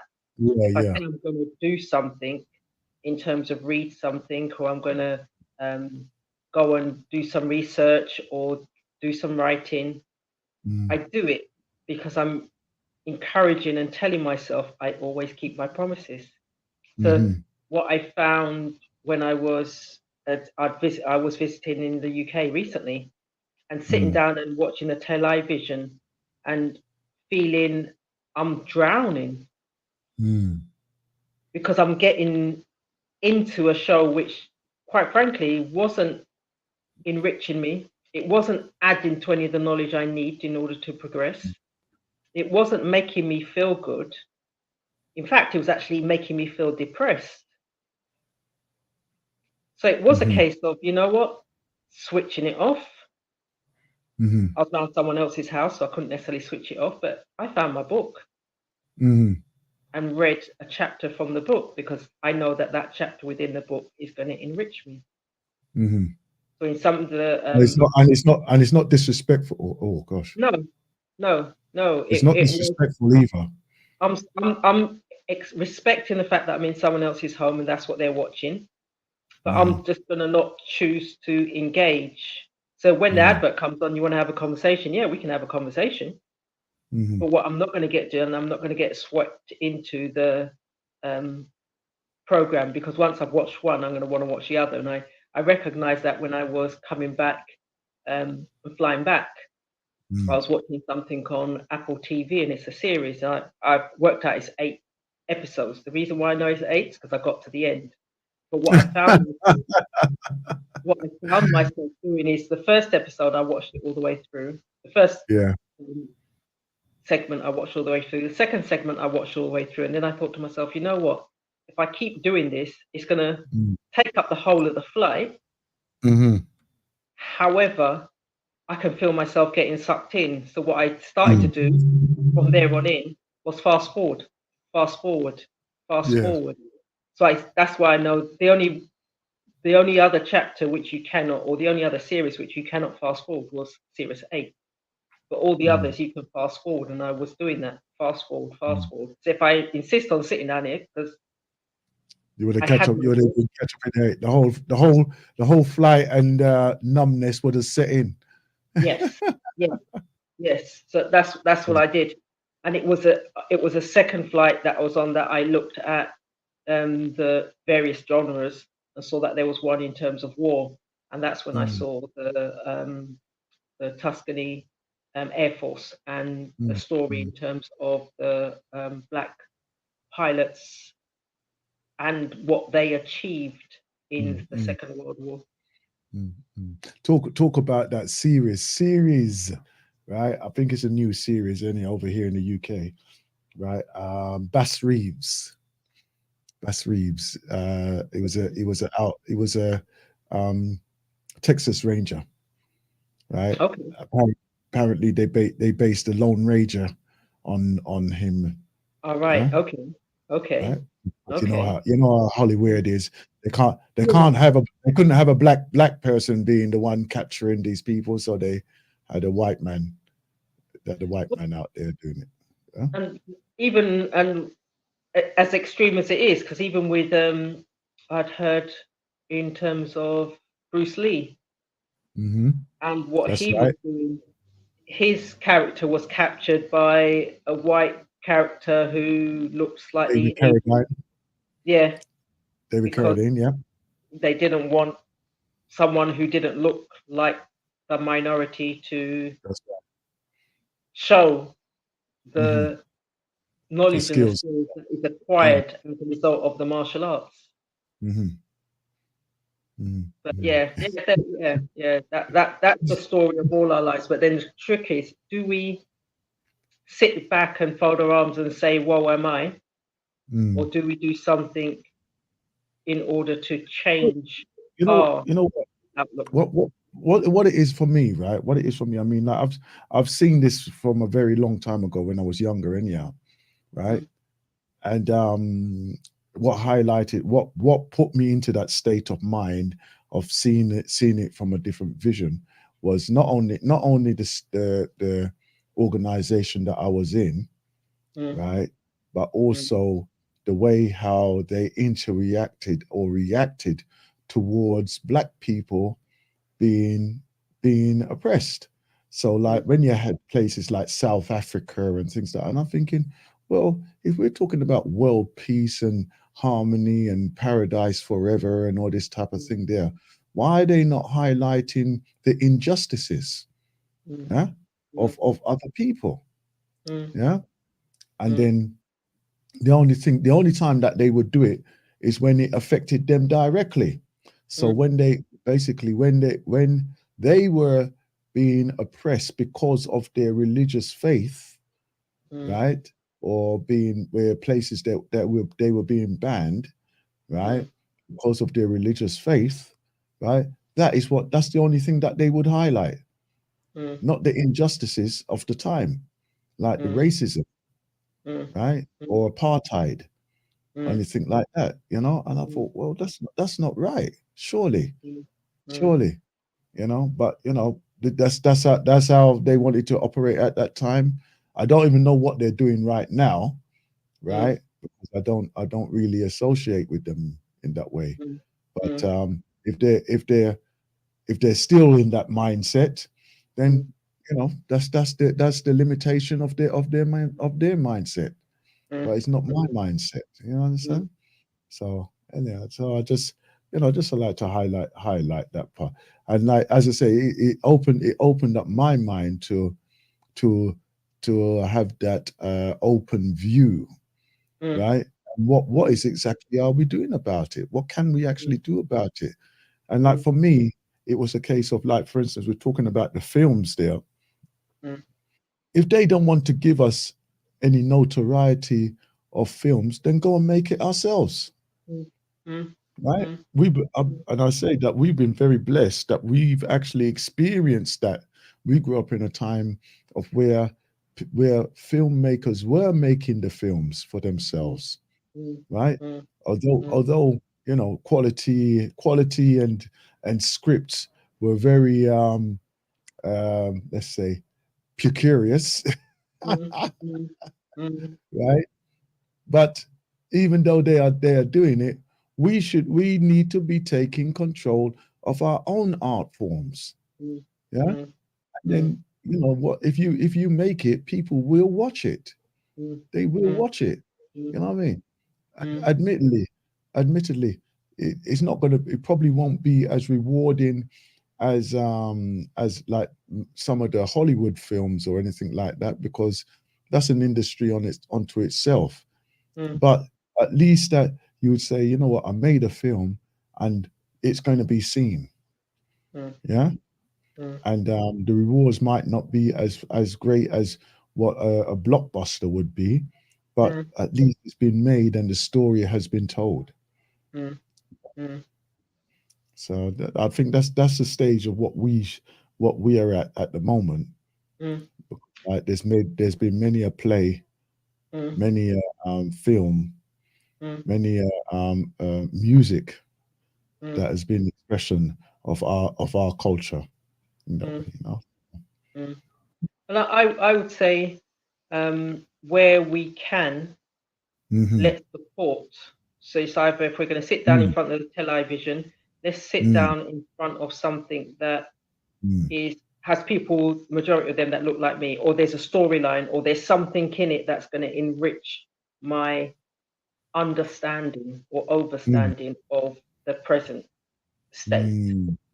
If there's something at the cinema and it's at a fringe cinema, but it was made by someone who looks like me, then go and support. I would say there's movies that I've watched and I thought, and it's not someone that looks like me, and I've sat down and within 10 minutes I thought to myself, you know what? If I had a book, I would read it and turn on the light. But you sit down there and you watch it. You've already handed over your money. So even if you walk out, you've already handed over your money. But we are prepared to do that in some instances. But when it's our own, we've become very highly critical, highly sensitive. And we say, oh, we're not going to even entertain the thought, even though we don't know what it's about. And even when we know what it's about, we are very reluctant. We find 101 excuses as to why we can't go, rather than the one excuse why we should go. And we can go, and we're able to go. And why don't we tell our friends? So, and it even comes down to the art. I know there was something there's an exhibition out at the moment. I think it's going to finish in the next couple of days. And I know I saw it on WhatsApp. I've closed my WhatsApp down. But I saw it on WhatsApp, and it seemed like it was an interesting exhibition that go and observe, look at, exactly. Why not? Exactly. Be part of it. Be part of our expression of art. Don't be a bystander and wait till these individuals become highly acclaimed, because they've still got to climb the ladder and they still want to get their art out there. To support them when you can see them at a local exhibition, or even the V&A or the bigger houses. But don't not think about doing something to enrich your mind and so on. And also be expressive as well, because just like that young brother there was expressing, although he wasn't satisfied with the formal education that he received, right? It was earlier on in the interview.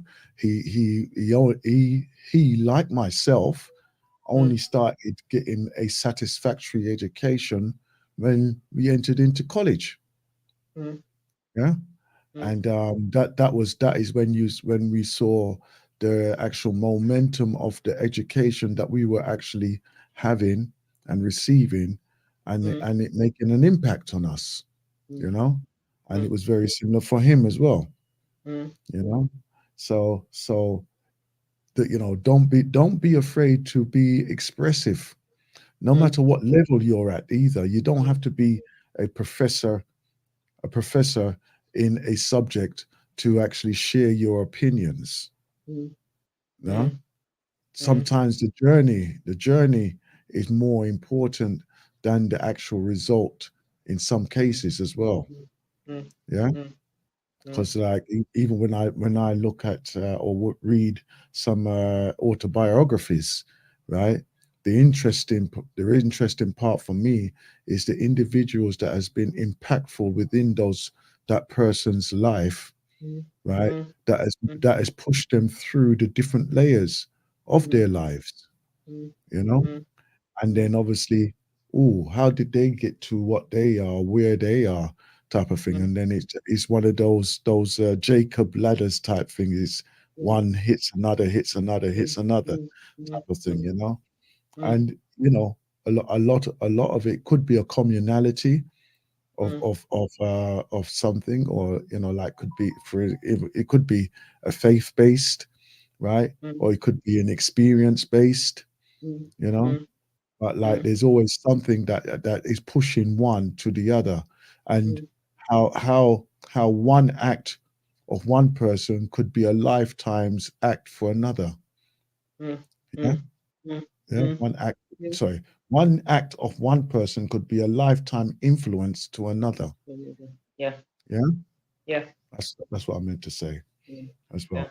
Yeah. Lines are open on 0203 289 6504. I've tested the lines, so I know that they're working, right? So it's 0203 289 6504, right?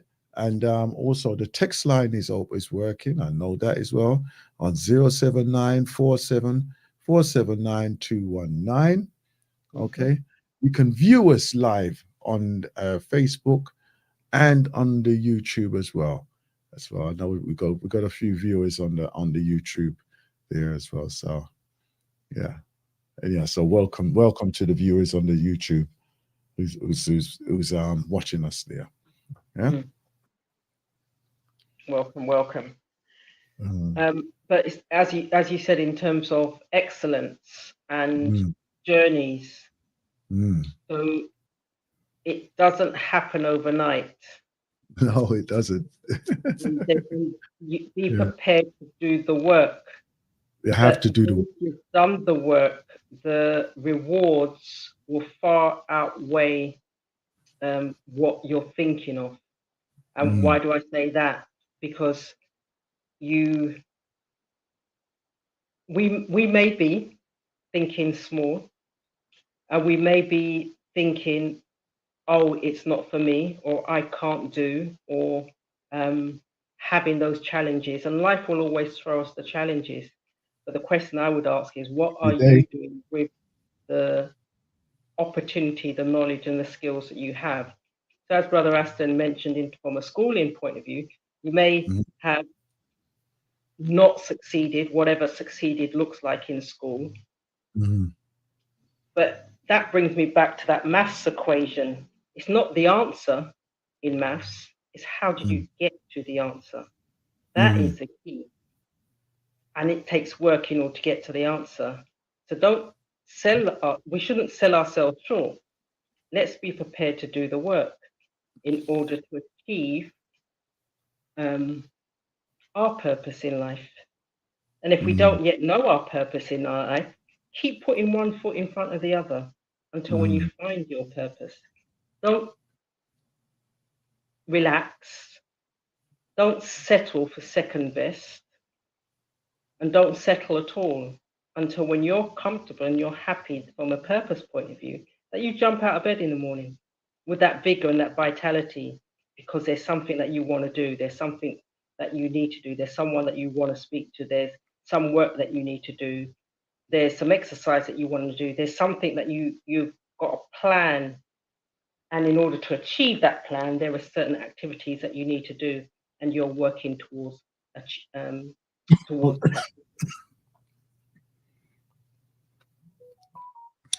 Very much so. Keep moving, keep progressing as we do in our lives. Yeah. Right. Let me just play this one here for you.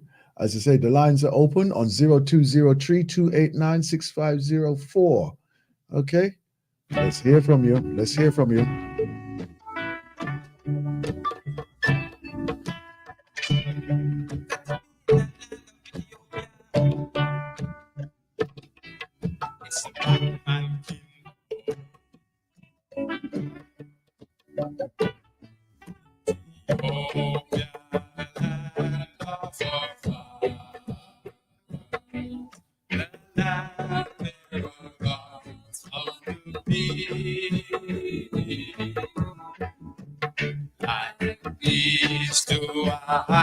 Swiftly gather, your children are gathered to thee. With orange, gold, and green floating o'er us, and our heaven to shield us from wrong. With our hope and our future before us, we hail and we chant and we sing. God bless our King, us lead us by, who keeps Ethiopia free, fast to advance, truth and right, to advance, in love and light, with righteousness leading, we hail to God.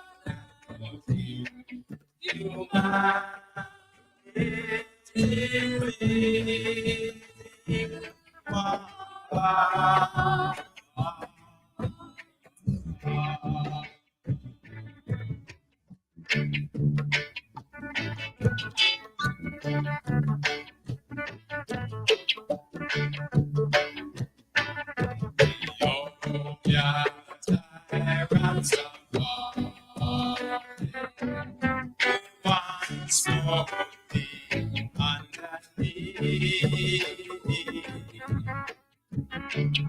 children practically gone from over the sea. Now, white skirt, he has come to protect us from wrong. Sent his holy angels guide us and to protect us in this time.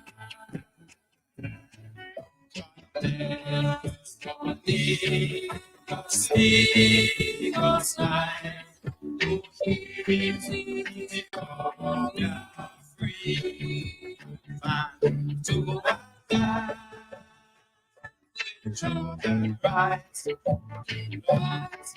abide with love and light, with right. God's leading, we hail to our God and our King. Humanity, one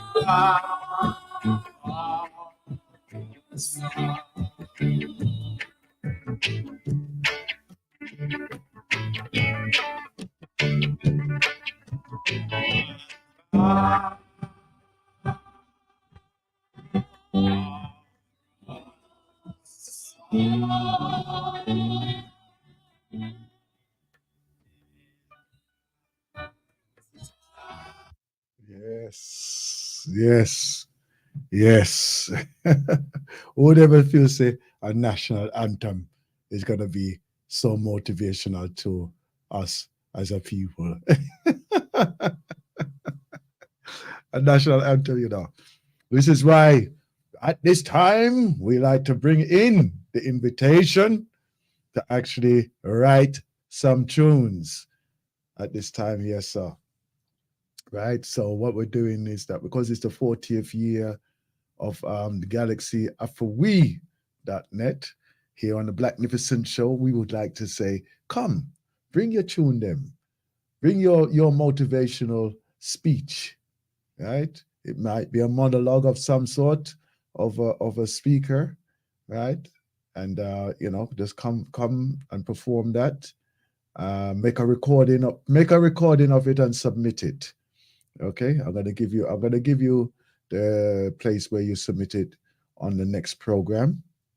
Okay, so we can get a place where everyone can view this all together. Okay, so I'm gonna ask you to hold off until next week, but it doesn't mean that you can't work on your pieces right now, right? Right, you can work on your pieces right now, so you can get your monologue together or your songs together. Start writing your songs from now, okay? And then we'll get something. I'm trying to incorporate all of the ways of how we can communicate. So even if you're not in the country, we probably be able to stream you in or something, or if you record it or something, then you can we can stream it to the listeners as well, right? Video would be good. Video would be good as well, because you may even progress to the final stages, right?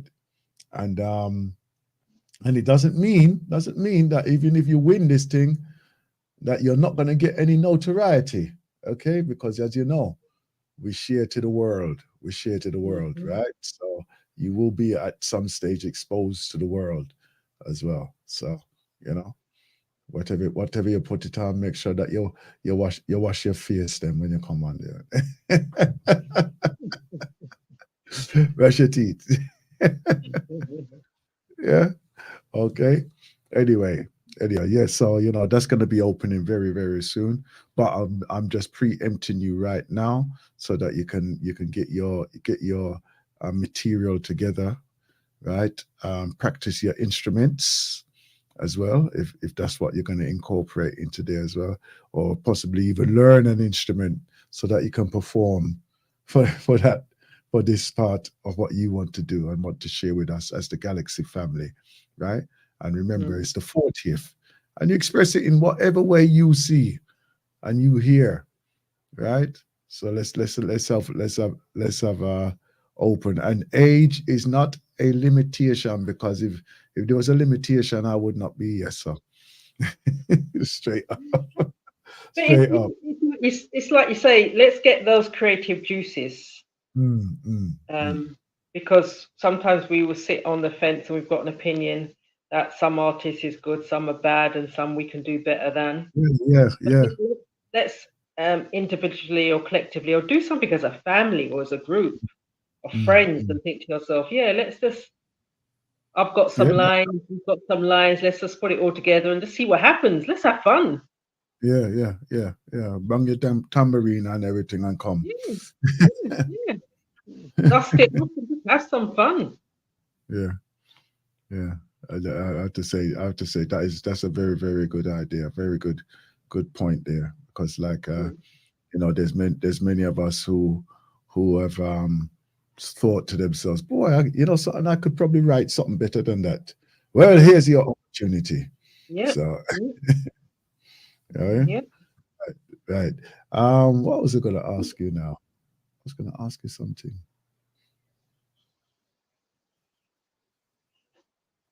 Yes. Natural hair. Right. Okay. It's just this is one of these segue questions. Questions. Right. Do you make your own products for hair care, or do you buy? So I buy, but I buy from specific sources. So of late, I have purchased from my loctician in Jamaica, and she makes she makes it herself. From natural. Yeah. So last time we were speaking,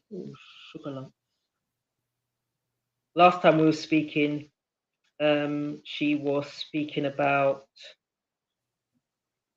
avocado and using avocado in order to make some of the products. In the past, she's used other tea tree, she's used other oils. So it was a good conversation, but I tend to use her products. So that said, I've got another sister in the UK who she is learning the art of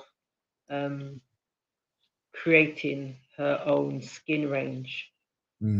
So she's I've bought, but she's also sold products and thoroughly enjoyed using her products. I'm looking because I did record my loctician and the conversation we had, and I don't have it. Now that's going to worry me. Means I'm just going to have to get it again. Hey, that's all good. So other than those two, so those are recent years. So within the last 5-10 years, or probably 5 years. Prior to that, I would only get products that I purchased from them, and I'm going to plug the store Pansy on Brixton Hill Yeah, because yeah, I yeah. know the quality of their products has already gone through. Yes. There's only certain things they put on their shelves. Basil and his staff and his They the way they he works. Yeah. they ethically source the Yes. products. Yeah. That's the way. It's very, Mhm. very much so from an ethical point of view. Mhm. So I will. Oh, I have got it. Can I send it to you? No, I can't. Yes, I might be able to. I will send something to you. We'll see. It's going to work. If you look for me on Telegram, I think that I can receive on there, right? If you look on Telegram. Yeah. So prior to that was Pansy and Basil, and prior to that, when I didn't totally understand, I would use off the shelf or what had been advertised or what my mother had effectively had said she used this and it didn't make her bald, so I'd use it. But then when I was relaxing my hair, there were obviously products which they indicated were best for hair that was being relaxed. But once I came out of that relaxation phase, and I'd done that pretty rapidly because it wasn't doing anything for my hair, and I would just plait my hair and put them in plaits. Extensions, I would then tend to use that my mother had used until when I started the sister locks, and then that was a conscious decision with Pansy and Basil.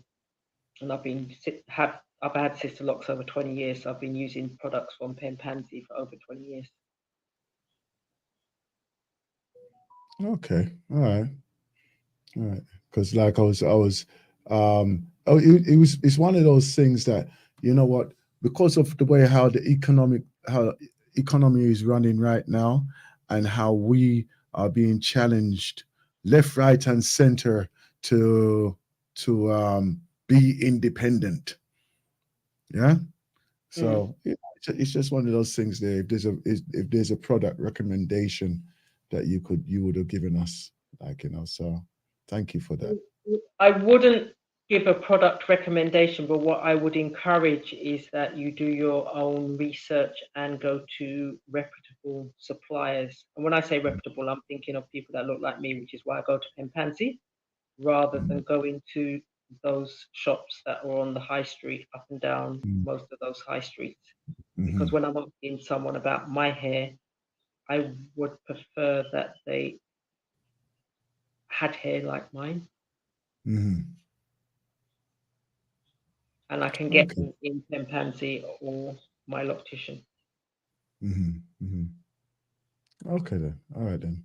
So we could see that it's possible in that way there. So right. If there's a link there that you could see, we could try it on that link there. If you saw a message comes through for me. Did you see one? Okay. I don't know if you got it on your set.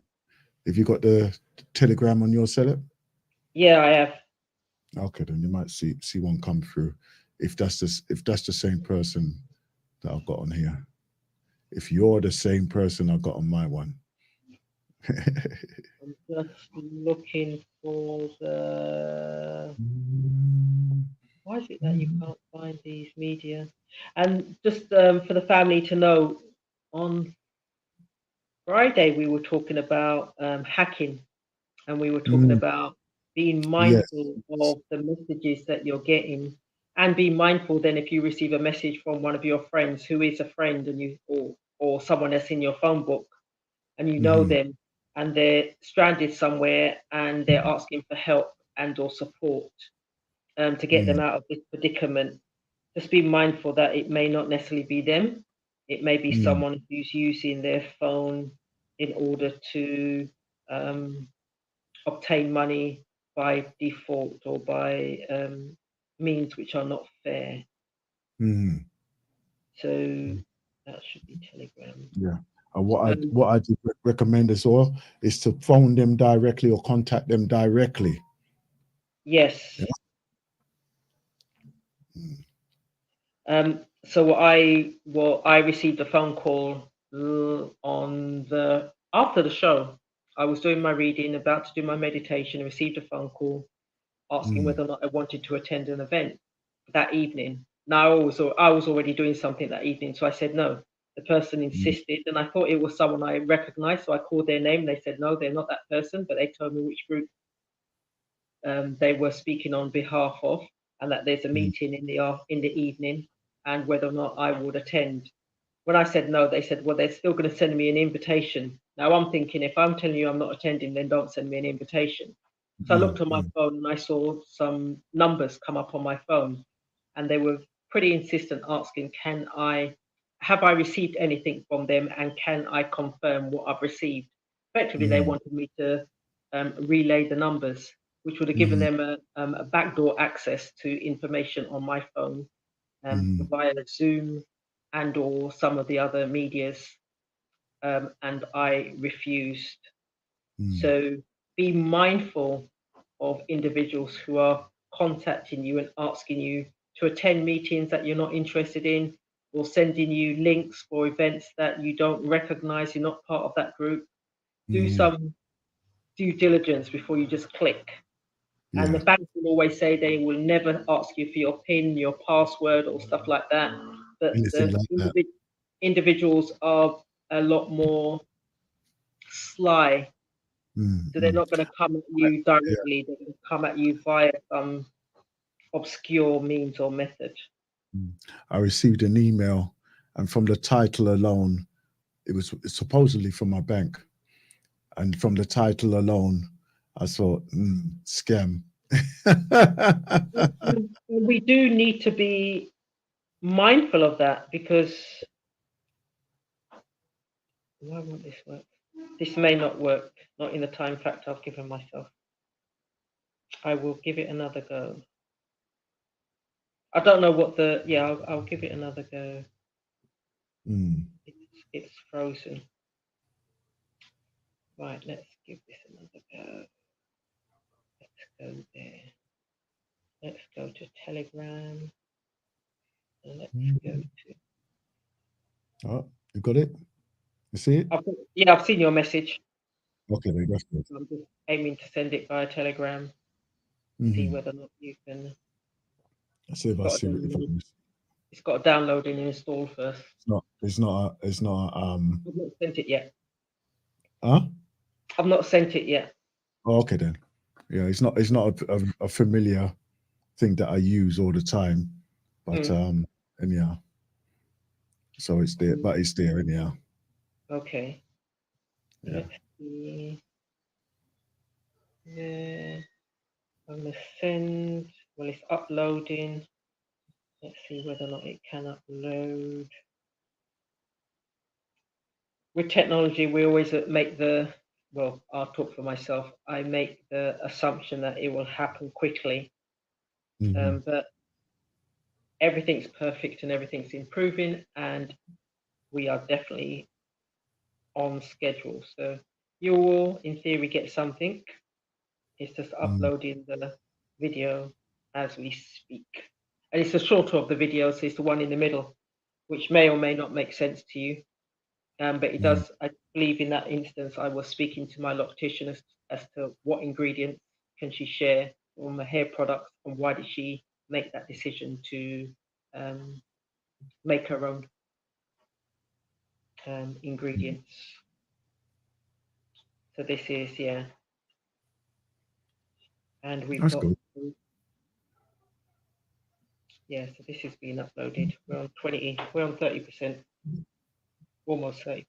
So progress. All right, they'll just give it time. Give it time, and it will come. Now it's gone. Whoa! You just need it. Yep, you've got it.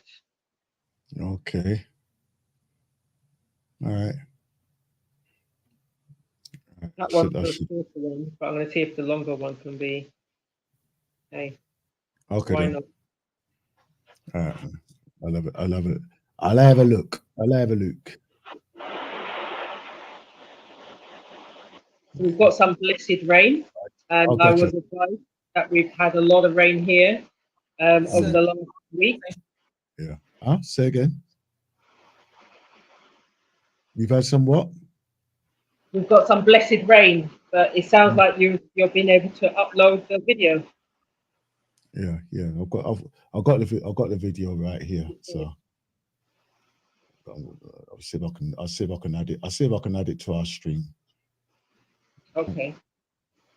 I'll see if I can. I'll attempt to add it to our stream. And yeah. Right. So yeah, because that was just one of those things that I wanted to actually, find out. Like just some home remedies products that we actually have, Well, I've never made anything myself. Like I said, I've often purchased from reputable sources, whereby there's the base of the oils and there are no parabens and there are no harmful stuff within it.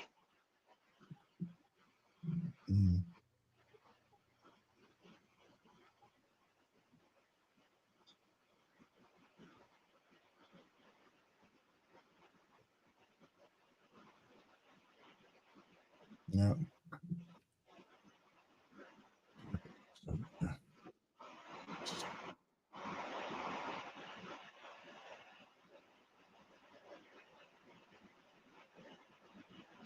Just being mindful, it's the middle of the conversation. There's a video before and there's a video afterwards.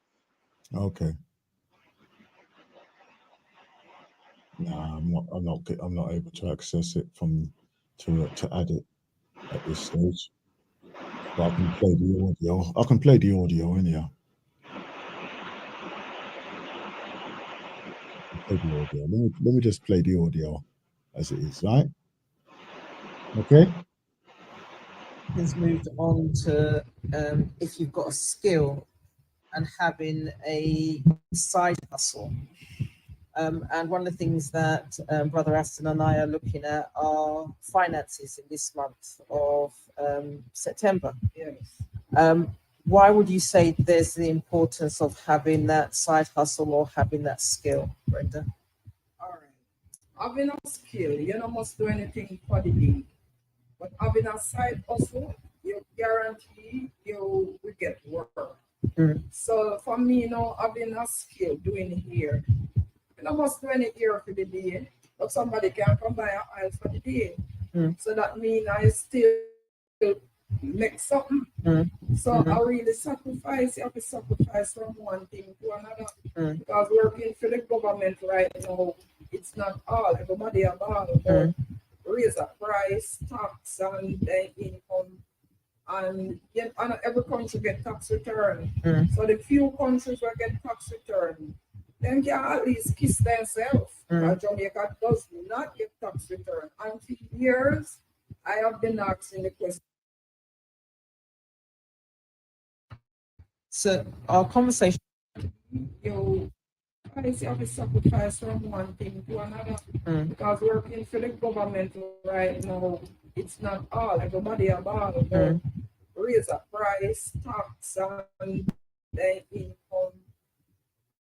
And every country get tax return. So the few countries will get tax return, them can at least kiss themselves. Jamaica does not get tax return. And for years, I have been asking the question, why we pay tax and we don't see where the tax money go? We don't get tax return. So where that money go? So having a skill and a side hustle is the best thing right now. Because the system just get upside down. And the whole world is in chaos. Okay? Yeah, because that's the thing. It's not unique to Jamaica. It's not unique to America. It's not unique to the UK or Canada. Yes. All the countries in all over the world are having their challenges. And it's as an individual, what do we do from a finance point of view and from a money point of view? How do we manage and how do we survive? And having that side hustle or being able to do something for yourself from an entrepreneurial point of view gives you an opportunity to be able to still eat, still pay your bills, do what you need to do, within that serving others. Thanks. Yes. Oop. I've got a channel open up somewhere. Got a channel So open somewhere. I'm sending you another one, which is slightly longer, where she does talk about the oils. Okay. Because our conversation started with hair products, etc. And then we started talking about it from a financial point of view. Why does she do what she's doing? Which is why we started speaking about the side hustle, recognizing in the past we've spoken about it on the Blacknificent radio show. That's right. That's right. It's when we was covering our finance. Yeah, Yes. in September. September. So this one is, it's been uploaded. It might actually work. Don't you love technology when it does work? Yeah. I'll see if it, see if it. Let me It's just not check come it. yet. It's not come yet. No. Yeah. Okay then. All right then.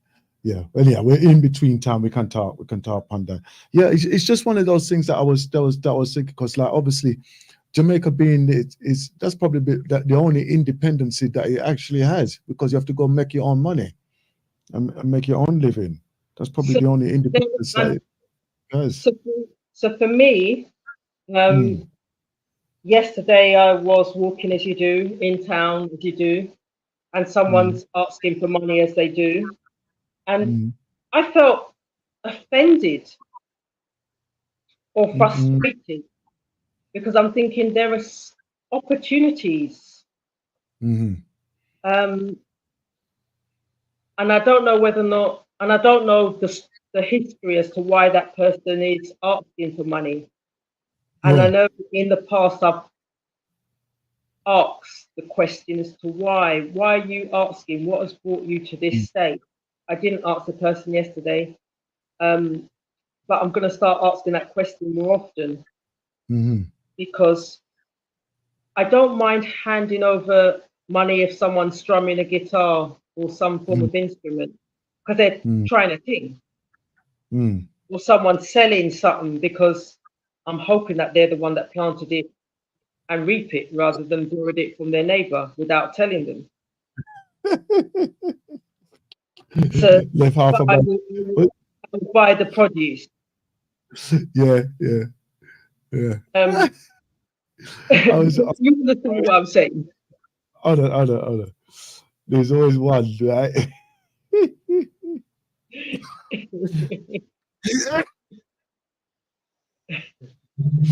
It was someone, I'm not sure, I'm sure it was you who told me this one, about the man was watching his breadfruit growing on his tree, and then the next morning then come out and then get upset because the thief come and thief in breadfruit. But the worst thing is that then cut off half of it and leave half of it on the tree. Yes, so we were sitting down on a cousin's veranda, and we heard some chopping, and we couldn't work it out because we knew the land was over there. It was our land over there, and none of us we were all sitting on the veranda, so it was none of us. And we kept on hearing the chopping, and we couldn't work out. And then we stopped hearing the chopping, and we continued our conversation. And then a mother came across and apologized. We're thinking, what are you apologizing for? She said her grandson, who's just up for the holidays, wanted a coconut. So rather than climb the tree, because obviously he's from town, he doesn't know how to climb a tree, he just chopped it down. Took his machete, went down the machete and chopped it down, as you do. You think to yourself, okay, I like the ingenuity of the young man, but now he's just destroyed the opportunity for anybody else to drink a coconut off of that tree. But they start young. So what's yours is mine, and what's mine is mine. Sometimes when you're purchasing, you need to be mindful of who you're purchasing from. If they actually sold the plant, whether not whatever you're buying, whether it be carrots, onions, or whatever, or did they just reap somebody else's hard-earned crop. So yeah, Okay. it's just to be mindful. Just missed a call there from our brother there. If you can call back, we good, yeah. Earlier, so it's one of those things that we have to be innovative in them ways there. But as I said, the theme of our program this month has been excellence. And one of the things, even from that clip that was playing earlier on that I played, I don't know if you heard it. Was he able to hear it? No, I wasn't able to hear it. Oh wow! Pity.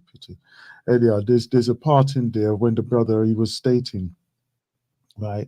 He said that we shouldn't let the state or our academic achievement, right, hold us back, right?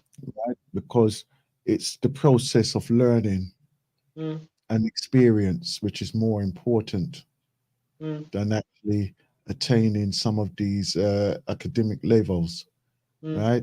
Because as we know, we could go there and we could do all this training and learning, and we don't even utilize the skills that we had learned. So it's actually going out there and practically putting yourselves in the line for practicality, which is very, very important. Anyhow, right. So I've got the brother on the line here now. Hopefully that is going to come through clearly. Good afternoon. Good afternoon. Who's this, brother? Naya. Big brother. Naya. Big brother. Where are you in Tottenham now? You in Tottenham? No, why come up on the screen as Tottenham? No. I'm just saying, because I was just thinking, have you planted the flag of Tottenham like Graham Souness did for Galatasaray? brother, you know what? I'm out of that football malarkey, you know what, right, brother, right? I see these memes coming up from black people about they're still fanatical about these football teams, yeah? Oh, yes. You're taking me off track, and I can't understand. As I get older, I can't understand the fanaticism still of like one is Arsenal, one is Tottenham, and they're going crazy. I just don't understand it anymore. Now I understand why the women, right? They're cussing them. Listen, stop watching the football on the thing and give me some good things, or and they're playing FIFA. And all this kind of madness, and the woman wants some loving, and you're inviting your boys around, and you're neglecting your. Anyway, don't start me up on them thing there. Anyway, so what did you call up about them, my brother? Sorry, let me retract to say my heart out to Sister Sandra in Jamaica, or wherever she is, or if she's Birmingham, I don't know. Rise up to the big brother. She's an international woman. That I tell you. Yeah, man. That's it, man. You have to travel. But you know what sparked me to call, was the breadfruit teeth. Because because you know what, right? That should be a felony, because no, I said what I realized, when you was younger, I used to go. They used to call it scrumping in England. Maybe apple and pear scrumping. Yeah, your teeth are apple after you climb one foot, your teeth are apple, But when you start plant, you know how long it takes to grow a breadfruit tree, bro. Yeah. Do you know how long? And when you see that fruit bust, it could be like the one breadfruit on your tree. Yeah. And man go and teeth half of it. Bro, the man, if they get catch, that's why I used to think, why are people so strict with their fruit? It's only a fruit or something, but the amount of work that goes into that breadfruit, that's like a gold. That's like a gold dust, That one breadfruit, you see here in the Gambia, because there's I think I know one man. I think I know one or two man that's planting breadfruit, So even the seed is valuable. To get the seed and the plant and all them thing there is valuable. Like the same like ackee. So when they bring the beer, bro, and man come on teeth for things like that, and they take half. That's it. Worth insult, bro, because you might as well take the whole thing. Because and you know another thing, someone this man they tell me because I was looking at a man. He showed me that he's building his yard, yeah, and why it's not really finished, but it's but what the youths done, somehow they put their hand in underneath the gate and unlock the gate. Anyway, to cut a long story, they teeth his bottle of gas. Oh, yeah. And that's quite expensive, you know. It's quite expensive, you know what I mean, for the gas. But what he said to me, he said, you know what, brother, now, I still remember the old ways, you know. My father teach me how to do some works, like some orbia and them thing there. So you better be careful, you know, when you're teething people's fruits and them thing there. You better mind they don't put some sprinkles, some things on it or something like that, or do some juju on it, you know what I mean? And then you end up broke out in a pus and all them thing there. Why you teeth people things? It's like putting Scotch bonnet in Scotch bonnet as seasoning onto the ham sandwiches and leave it in the fridge for your friend them to teeth. Yeah. I saw a meme like that, right? In someone's workplace, yeah. Someone was teething his sandwiches, yeah. So he put a picture, right? He's making his sandwiches, and it was cat food. He put cat food in the sandwich. So when the man teeth it, right? If I think him and I'm healthy, you know, but him and I'm cat food. So you better. What I'm saying is, right? The point I'm trying to make, I don't know if Sister Sandra agrees, is that for one, is that it's a lot of work to plant and reap, yeah. And second, eating from, because you don't know what the people's putting in that food, you know. So that's what I call it for, brother.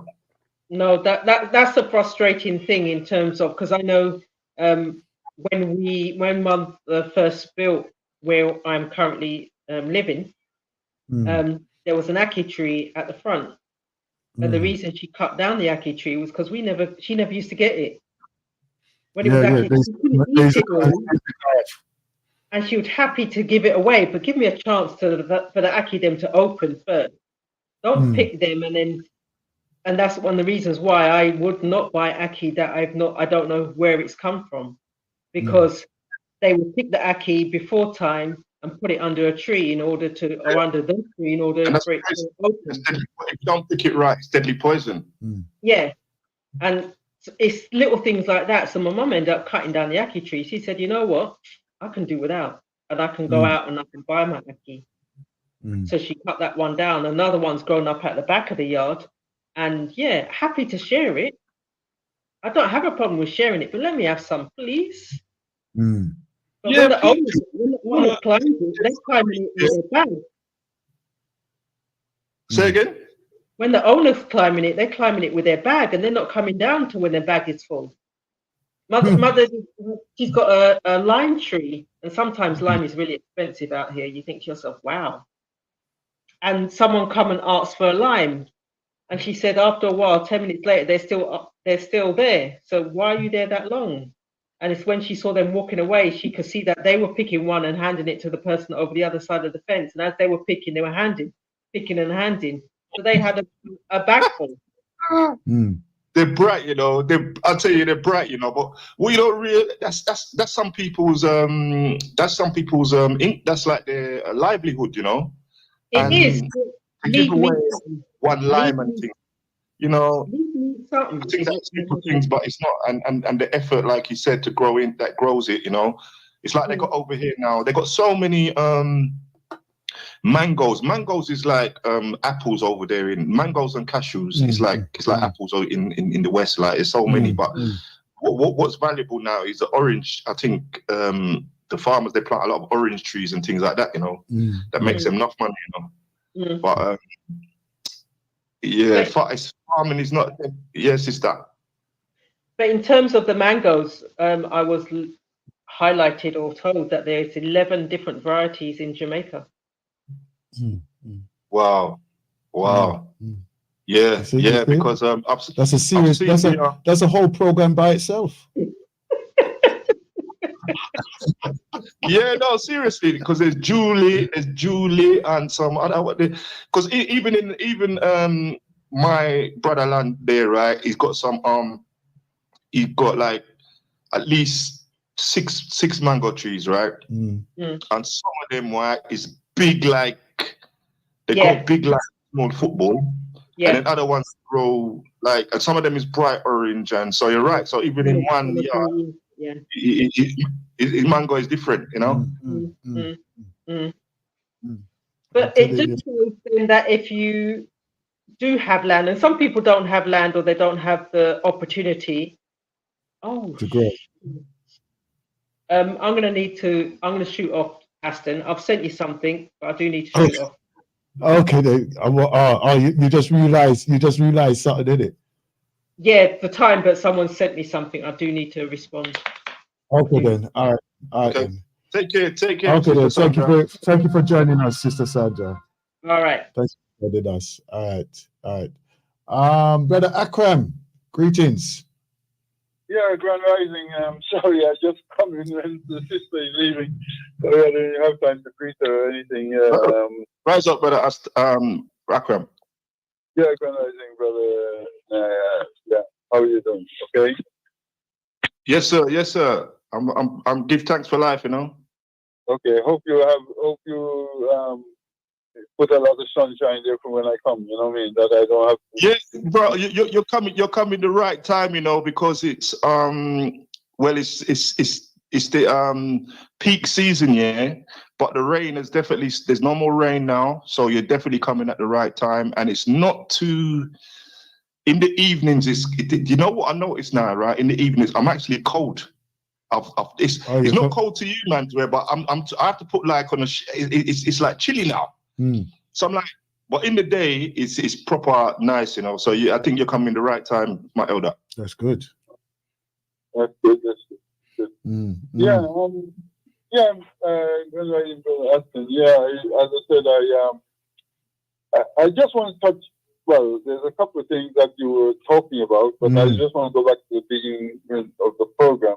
Yes. And you were talking about the situation in Palestine. Yeah, Israel, Palestine. Yes.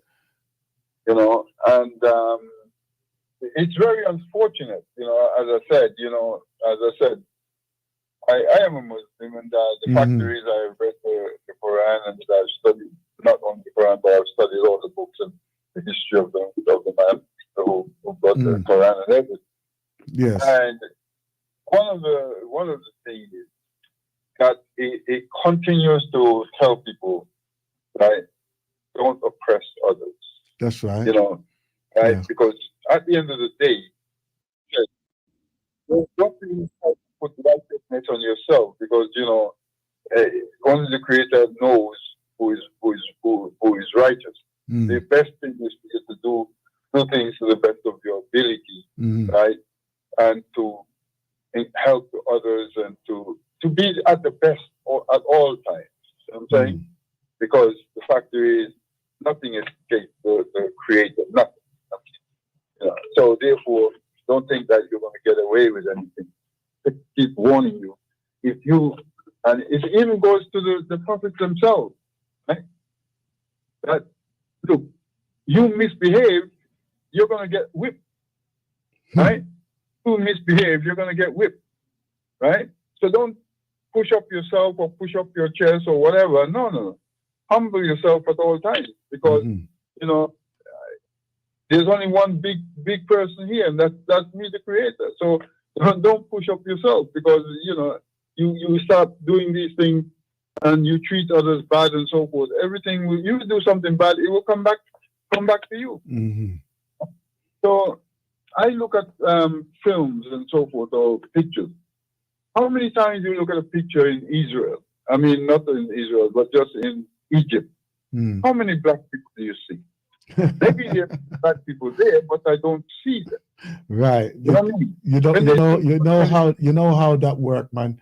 Like most of the Arabic places, they've whiteified everything out there. Even to the extent of that, even when we tour out there, they have a place called Nubia in there, right? And even when you go down to Nubia, you hardly see black people, what we call black African people there. But the people there identify themselves as being Nubians. Yeah? Right. So right. You know? Yeah. So, you know, you have to ask yourself, well, wait a minute. you know, why is it that they're doing it? Because, you know, they're basically following down the path of the Europeans, you know what I mean? Oh, wait a minute, everything about us is, you know, is about being white, you know what I mean? Not, you know, the black people doesn't seem to have a view there. Why is that taking place? And you know that they're supposed to be there. They're there. You know what I'm saying? But unfortunately, from a government standpoint, and it happens like, as I said, I mean, it was in Tanzania, I was watching a documentary. And that documentary put out, like, you know, and you could probably go on Google it. Anybody can Google it. Where after the Second World War, they were having the celebration for France. You know, Paris, liberation of Paris. And the documentary said, you will not see one black person in any film about that liberation. Right? Exactly. Yes, black people have been called from all over the world to come and help liberate Paris. But when that celebration was taking place, no black person. They won't. Because, and this is why I emphasize on that as well, right? That even though, you know, it's, don't get me wrong, please do not get me wrong. And to those who are listening in as well, right? Because, you know, we can be harsh with our tongue, right? But let's put it with our intentions. Murder is murder no matter where it is around the world, right? No matter where it is around the world. But let's think about it now. Are we going to let people who deliberately and continuously and even to today treat us in such a despicable manner, right? Take our energy and our resources to actually say, please come and help us. Huh? And that's what they're asking of us. That is what they're actually asking of us to do, is to put ourselves in a position that we're gonna be saying, okay then, please stop this war and everything else. And then in the next breath they're gonna turn around, you people are beneath us, you're nothing. Right? This is why I have to hold my position of saying that I was very surprised, but I wasn't shocked to see the Prime Minister of Jamaica going there and showing his support. What a punani. He's an idiot, man. Well, there you go. Right? But but when you think about it, only a few months prior to that, he took his knee to who? The king. The Queen. The king. What? Yes. He took his knee to the king. They all have to go and pay their reverence. So therefore, Israel is part of that as well. Right? That is why the Prime Minister of England went and said, we're supporting you. Yeah? Yeah. It's all part of one little thing that's up. Yeah, they're cruel. Yeah. Yeah. Can I ask both you esteemed gentlemen, well, not gentlemen, esteemed people. Sometimes I don't know what to say, you know, because it's like sometimes when you call you gentleman, that might be a curse, you know. Go on. Yeah. I just wanted to, especially Elder Akram, because you know, I don't want to say, right. I'm just giving this example now. If say in Palestine now, right? If the bomb come and drop on your family and kill like 5 members of your family, your children, your wife, your auntie, your grandmother, right? As a what do you call it? Religious person, whether it's Muslim or Christian, yeah. I understand that most of them think that they will get their judgment in heaven. But as a human being, yeah, me personally, I would rather see my justice on earth. Because if someone killed my whole family, you know, you can call me terrorist, you can call me whatever, yeah. My whole purpose for living is to get revenge. You understand? So I just want to see that from a religious, because Brother, people in religion say that, yeah, they will get their final judgment from Allah or from Jesus or whatever, but no one's ever died and come back and tell me that they get their judgment. So I would rather get them judgment on earth, either if it's not in the courts, then jungle justice. Let me explain something to you, okay? Right? Okay? Right? In the Quran, it says, fasting is prescribed for you, okay? Right? Fasting is prescribed for you. That means you should fast at a certain time. It also, in another breath, says, fighting is prescribed for you, right? Right? Fighting is prescribed for you. That's how you defend yourself. I mean, you defend your family and whoever, okay? You have a right to do that.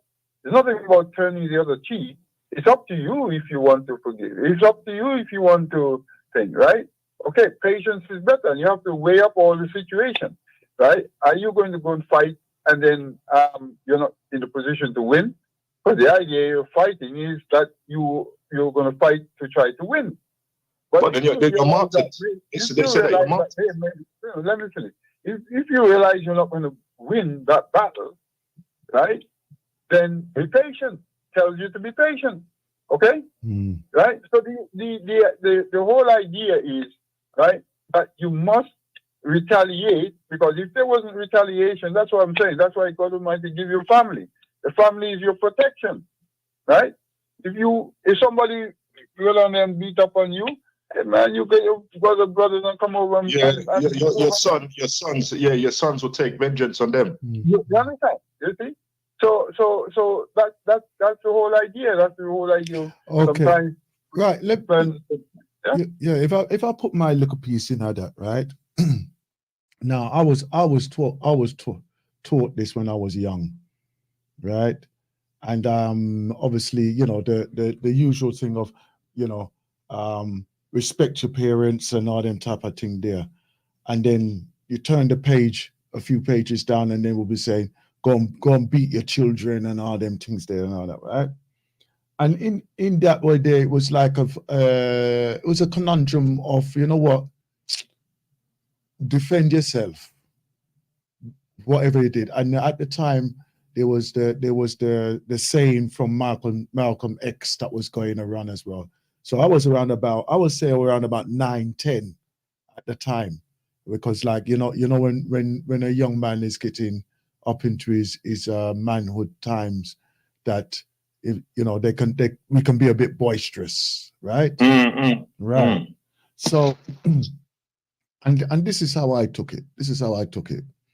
That, you know what, if I don't stand up for myself, I'm going to be weak and I'm going to get run over, because I ain't got no brother, because I never grow with no brother and sister, right? So therefore, everybody have brother and sister and all them. That's like I was the eldest brother, Aslan. So me never had no bigger brother to protect me. Exactly, right? So I had to learn how to be one thing when I'm around all my people who's my age. And then when I was in the class with the teacher them, right, I had to be another thing, right? And then another thing when I was in the hall. You understand? Right? So basically I had to chameleonize myself. You understand? Because when somebody see me walk with shirt and tie, the same boat, you know, brother Aston. Me and you is in the same boat, because there you go. I was the eldest, and I had no brothers and sisters, nobody, and I grew up with my great grandparents. No, they can't fight no battles. Exactly. So, yeah, you're right. So you have to learn how to defend yourself. You have to, right? And the thing is that, you know, although society has softened itself now, right? Because they're very accepting of certain things and of certain behaviors and all them things there. But back in my time, right? And I'm not saying that, oh wow, you know, I'm a hero or anything like that. But the things that I've done, I hope my children will never ever experience in their life. You understand? Right? I hope that they never experience those things in their life, in their lives. Yeah? I've never shared shared with them certain things that I've gone through, mainly because I know that it would be traumatizing to them. Traumatic, yeah. They don't need to know that. They don't need to know it. But sometimes at the right point, they might, there might be a conversation where you might have to bring it up because yeah. I mean, it has occasionally, right? And I said, "Dear, what?" I goes, "Don't you get yourself into that. Walk away." Situation. And if it does, call me. Because I'm willing to go and sit down in a prison rather than you.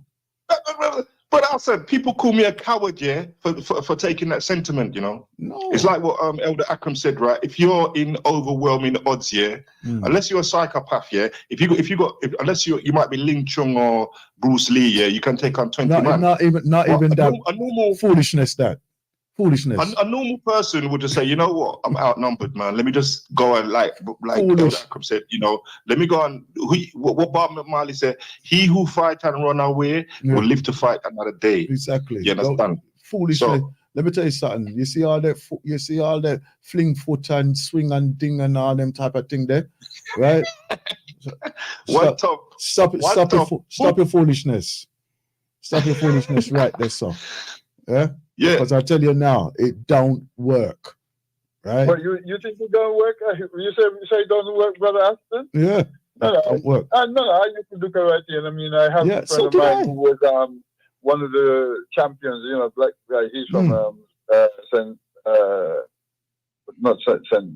Louis, and he was saying champion in Japan. You know what I mean? So what I'm saying to you is, like, he's a cab guy like myself. One day, about some guys was in the cab, you know, like some four guys, right? And they said to him, well, you know, suppose we do this to you and so forth. He just tell them, look, there's only 4 of you. And I've seen this brother in action. I'm telling you, it's not a joke. I mean, when these guys really move, and we, you know, and also another brother, got one of our trainers, who was from Jamaica, and the brother was serious. You know what I mean? So no, it's not a joke, brother. That thing put and so forth is not a joke. I mean, yes, I mean they have hyped up some of the things, but naturally, I mean, you know, I've seen these things in action. I mean, as I say, I used to do competition fighting and so forth as well myself. So that's what I used to do. I used to do competition fighting. The best one is MMA, Elder Akram. Now, you know, I don't know if you watch this MMA, the cage fight. You know, that's the best thing. You know, because it's like no holds barred. It's like elbows, knee. The only thing they can't do is bite. You understand? So that's the best thing, you know. That's the best fighting, you know, to learn, you know, because Brother Aston, I don't remember, right? Remember the brother Paul, yeah? Yeah. Because he's a trained martial artist as well. He's a trained martial artist as well, yeah. Yeah, he challenged me to like the cage fighting, yeah, in direct, and I said, you know, no, I said boxing. Listen, I will train and do some boxing rules, yeah. But I did not know. I'm not gonna go in there and it's like when I'm not gonna go in there. I'll be like what do you call it? Like I'll be like, listen, a boxer, like a red dog, right? Fighting the MMA fight. You know, I might as well just commit suicide, bro. But I'm saying that if I was if I trained for like 6 months and maybe not even 6, I mean, it would take more than 6 months. But I mean, if I trained in certain, because those MMA fighters, they know wrestling, they know Thai, they know boxing. It's like a all round everything. You understand? Stranglehold, everything, you know. Yeah. I mean, like this. Watch her now. Like, okay, I hear what you're saying, Brother Akram, right? You know, like certain man will take on 4 or 5. That is no problem. That is no problem, right?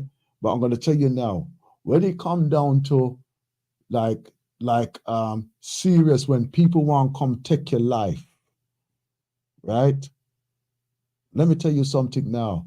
If the only time that you will be able to use anything of that thing there, right, is in defense.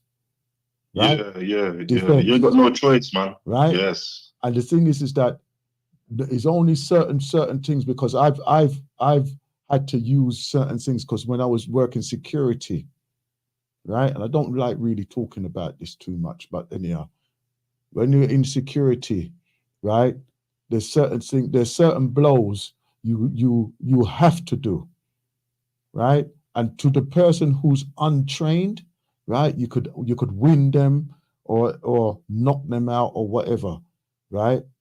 But the fact is that it's a thin line between doing some serious damage and doing some damage that will just stop them. Yeah.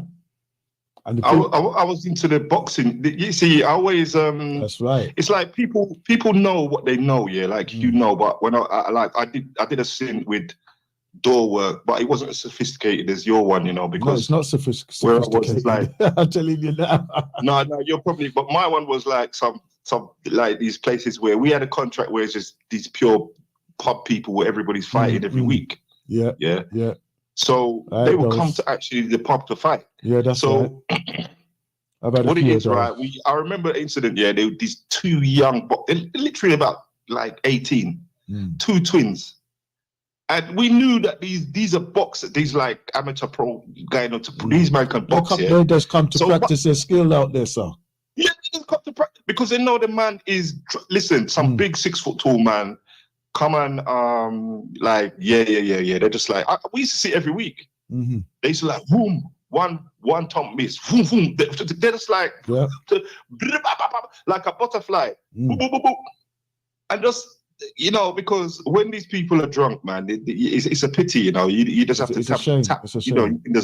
You know, it's not fair fight. You know what I mean? Because you know when they come and afterwards, they come and apologize. Yeah. You know, after they come and apologize and say, "I'm sorry," you know. But you can't do that. You can't do that when the man is in hospital.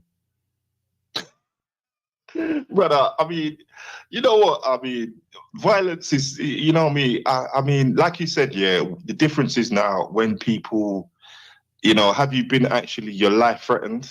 Yeah, that's a different story because then you have to take up anything. Listen, I'm looking for, you know, when I was in that certain situation, I'm looking for weapons, bro. I'm not even into no fisticuffs. No. I'm looking for the weapons, bro. Right. Seriously, right. I'm not into no. You can bring a sort. You can bring certain things. It's like. Sorry. Yeah. Go ahead, Aston. Sorry. One of the things you have to understand, you know, the way how the state of this society is right now, right? The youngs. This is why, and this is why a lot of our youngs are using weapons, right?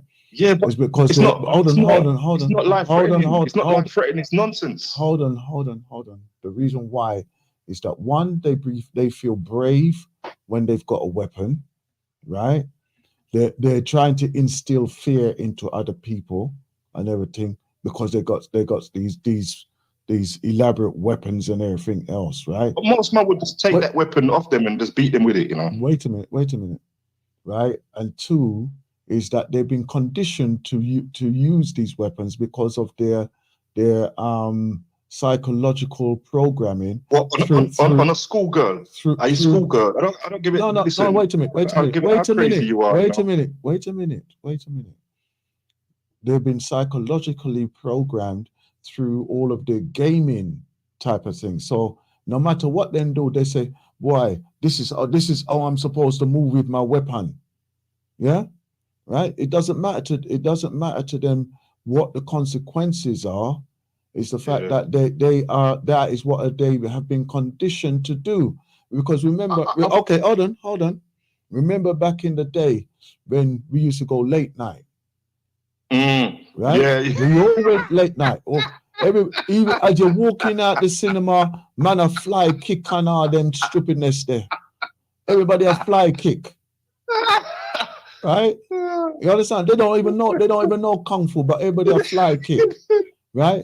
And then there was that movie. There was that movie, Big Boss. Big Boss. That's funny. When Bruce Lee, everybody think about Ling Chung. When Bruce Lee take out those nunchakuns, all of a sudden everybody are walking nunchakun. Yeah. They even have on the same tracksuit, but like the yellow. But that also brings me to one other thing which I wanted to talk about. What's that? You're about is the films and so forth. Yeah. You know? And we have Nollywood, right? And when you look at what is happening, okay, you know, you look at the British movie, as you rightly say, they're always showing their victory, whenever they're pressed, whatever it is, and how they, right? Now, also, one of the things which I come to realize, okay, about the Chinese situation, right? Because remember, as you right, one of the first films we saw was the Big Boss, and you know, and then you have the Bruce Lee came along afterwards. And what happened is that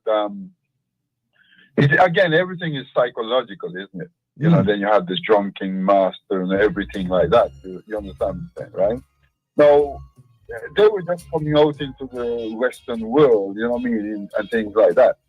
And what they put out there is their movie, right, showing the kind of people they are. You know, look at this little small man, and look at how many people attack him, and look at what he did, how he defeats them, and so forth. So you find that many people were not ready to think of any Chinese like they probably did in the older days. Yes. Right? Because it's propaganda, yes, brother.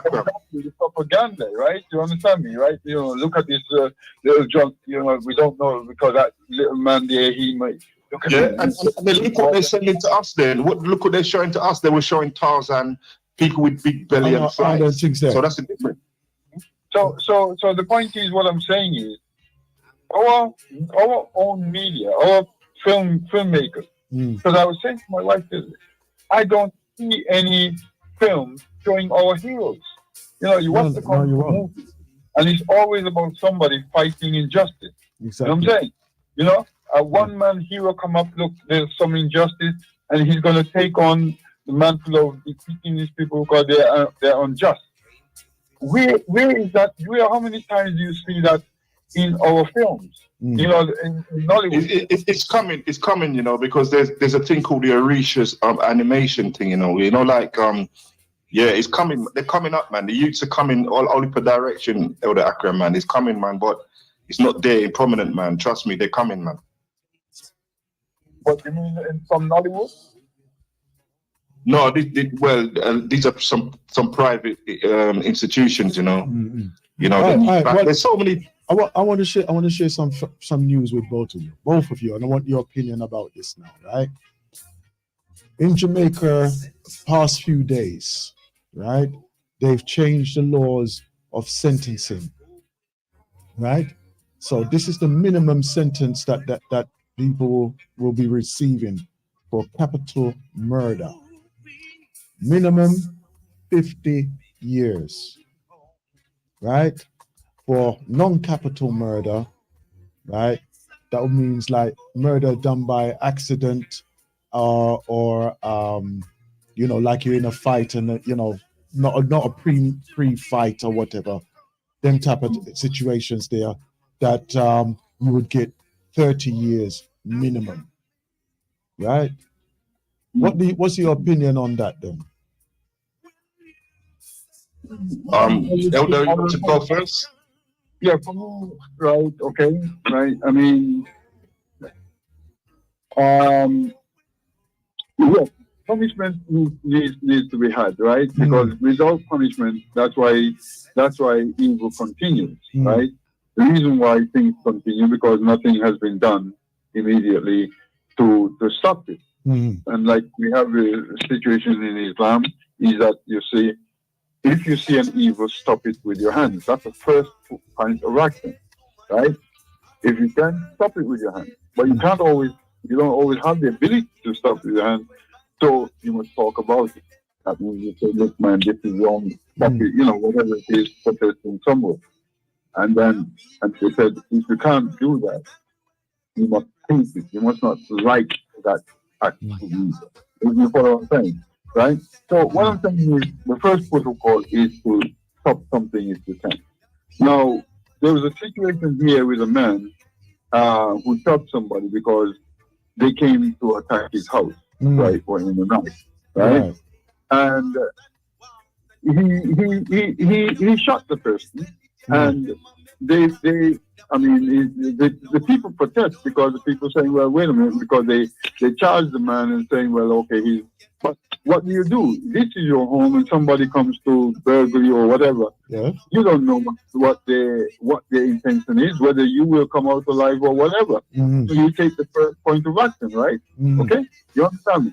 So how can you give a man 30 years because he has protected himself and his family in his home? You can't do that. You see, now murder. So yes, if you want to give a man 50 years, if you don't want to take his life, that's up to you. But that I would accept, right? Okay, because this is like the man sit down and said, look, I'm going to prove it. Okay, you know what I mean? Especially if nothing has ever happened to him, because the point is sometimes people decide that they're going to take action. That's right. So that like criminal action and all them type of thing there, gangsters and all them type of thing there. Well, not only just gangster, but somebody has done something to you, and then you realize that the police and the courts and things is not going to give you any justice. Where are you going to get your justice? So sometimes people decide, look, man, I'm going to take the justice into my own hand. You follow what I'm saying, right? Yes. Okay, that's he preempt that. But what you want him to do, you're saying, well, leave him over to the police. But the point is, he also has a right to retaliate equally if somebody has done him something wrong. You understand me, right? Okay. You know, this idea of turning the next cheek, that's not acceptable. No, turn the next cheek. No. If the man hits you, you have a right to retaliate. That's right. So you have to defend yourself or whatever. But obviously, you know, in the case of like the courts and everything, they will go through their process and everything else. But this is the state. This is what. Just to put one thing before.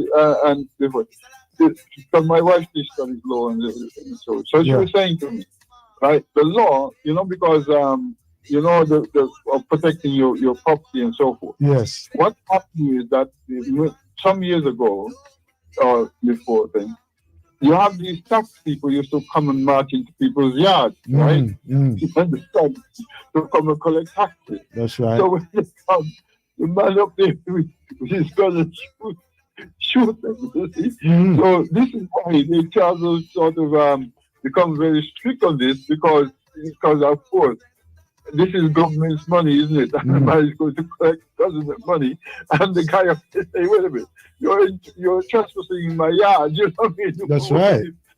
So you pick up his gun, the guy has to turn around something, you know. So this is one of the things why they brought in this law about when people trespass in your land, you're not supposed to attack them and so forth. But how dare you? Because you don't know what this person is coming to do. Exactly. I mean, I know that.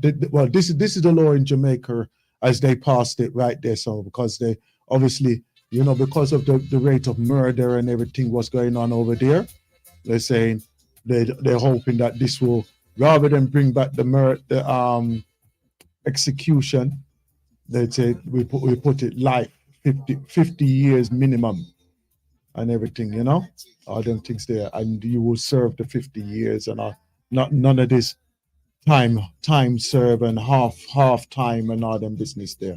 You will be doing the full 50 years and all them things there, you know. So it needs to be harsh because as I said, there's a friend of ours here, cab driver, and he had something like nearly 500 acres of land in Jamaica. You know what I mean? He had people said, look, you could see from one end, you can't see the animals and so forth. But he had a very large estate in Jamaica. But what happened is that people come again to raid his land, and he would shoot at them and so forth.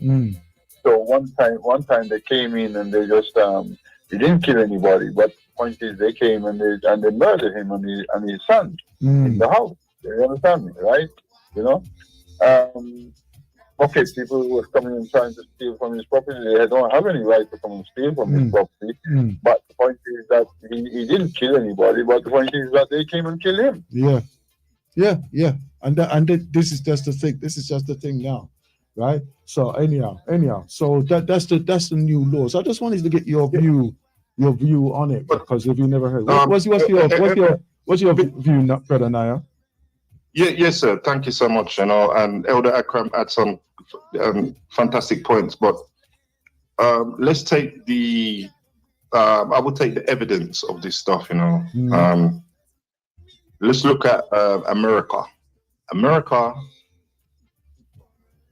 has given out lives. They're giving out sentences for people that stolen. There's still people. There's still people in prison that's stolen like a bread. You understand? So I don't think that's a deterrent, because when people when people are doing these things, they're not thinking about, oh, if I do it, I'm going to get 50 years in prison.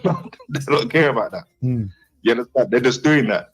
They're just doing it and then think about the consequences afterwards.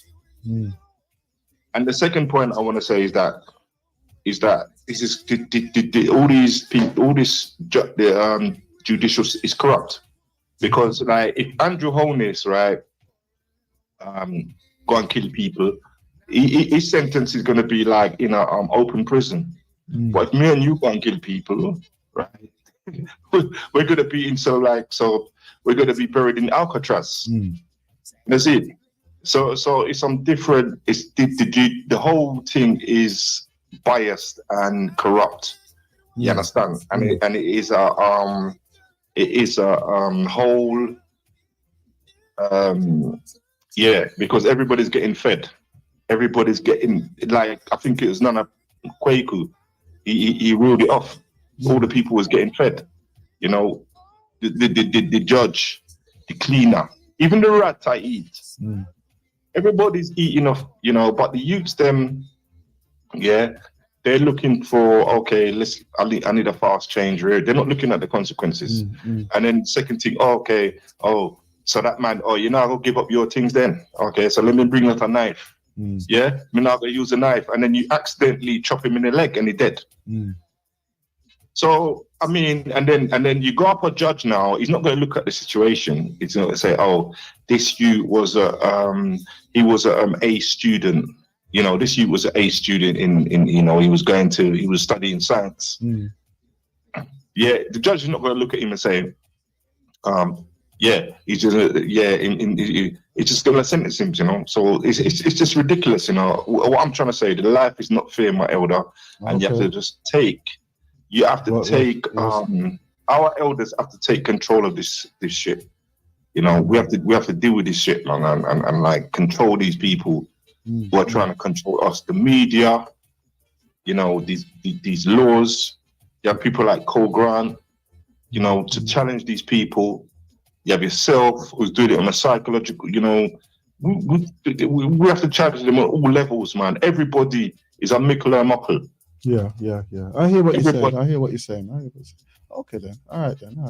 It's one of those things that I don't know if you heard about it, but so when you have to really think. I don't hear about it, but that's not going to prevent no murder in Jamaica. Trust me. Yeah. Because those people are lunatics. Those people.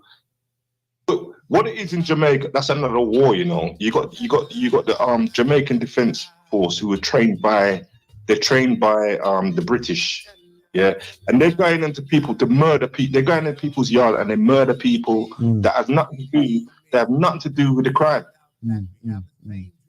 Nothing to do with it. They're just going and shoot. Listen, my little parish, up in a Lamb River, the people move out of it because of murder. People just come and murder people, and then there's no it's a tip for tap. That little place used to be a nice little, up in the mountains. That used to be a nice little parish, There's only one post office.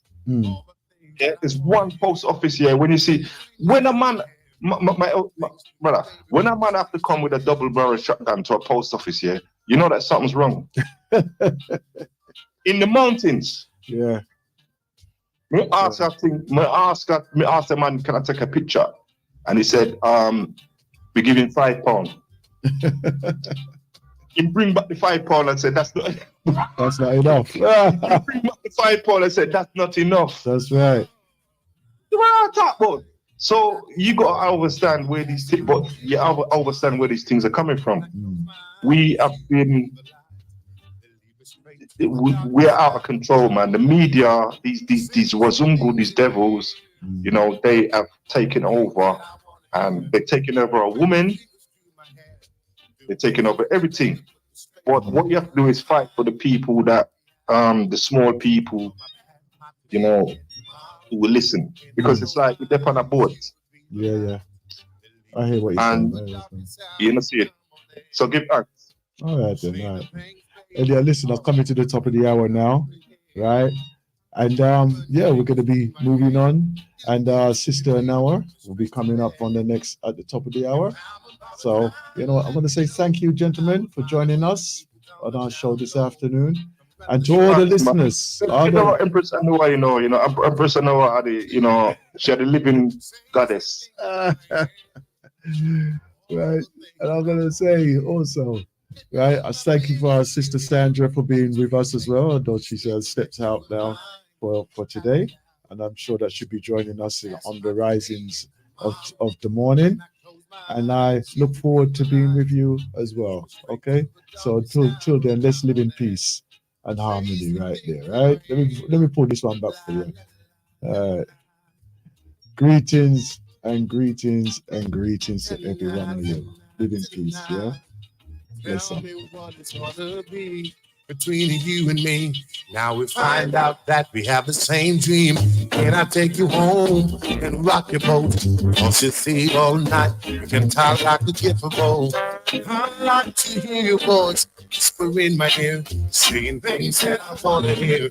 Get the feel the fingers through my hair. Good things to me, baby, put me straight to bed. You are mine, happy hour. From my past, my today, and tomorrow. When I close my eyes, you would be the light. They lead me straight to a darkest hour. Come on now, say sweet things in my ear. All the things that I wanna hear. Run your fingers through my hair. Good things to me, baby, put me straight to bed. Come on.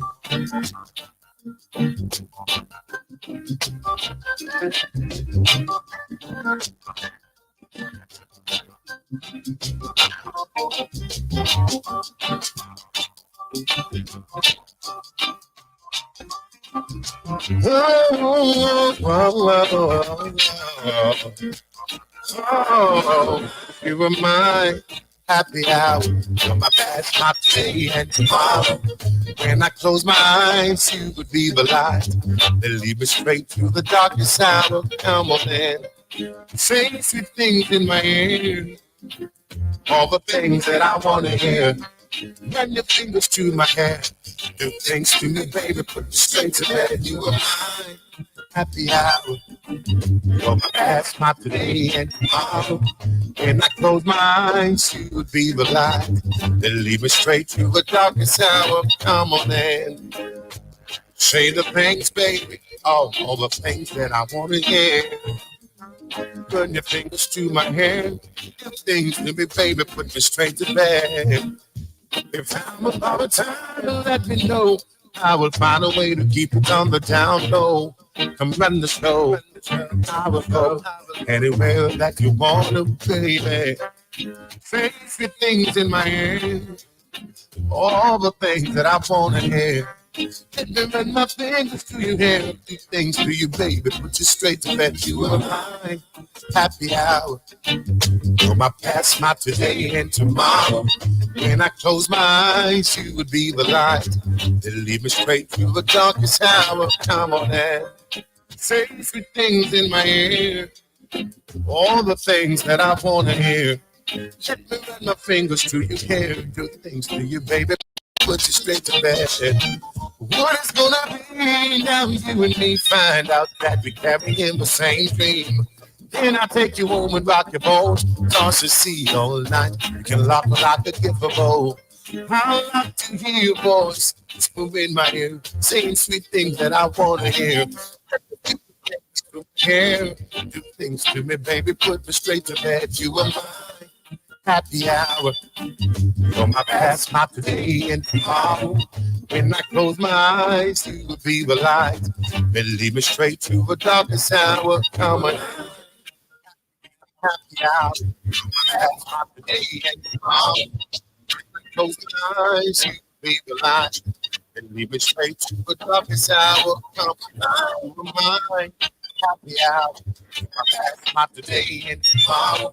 When I close my eyes, you will be the light. Then lead me straight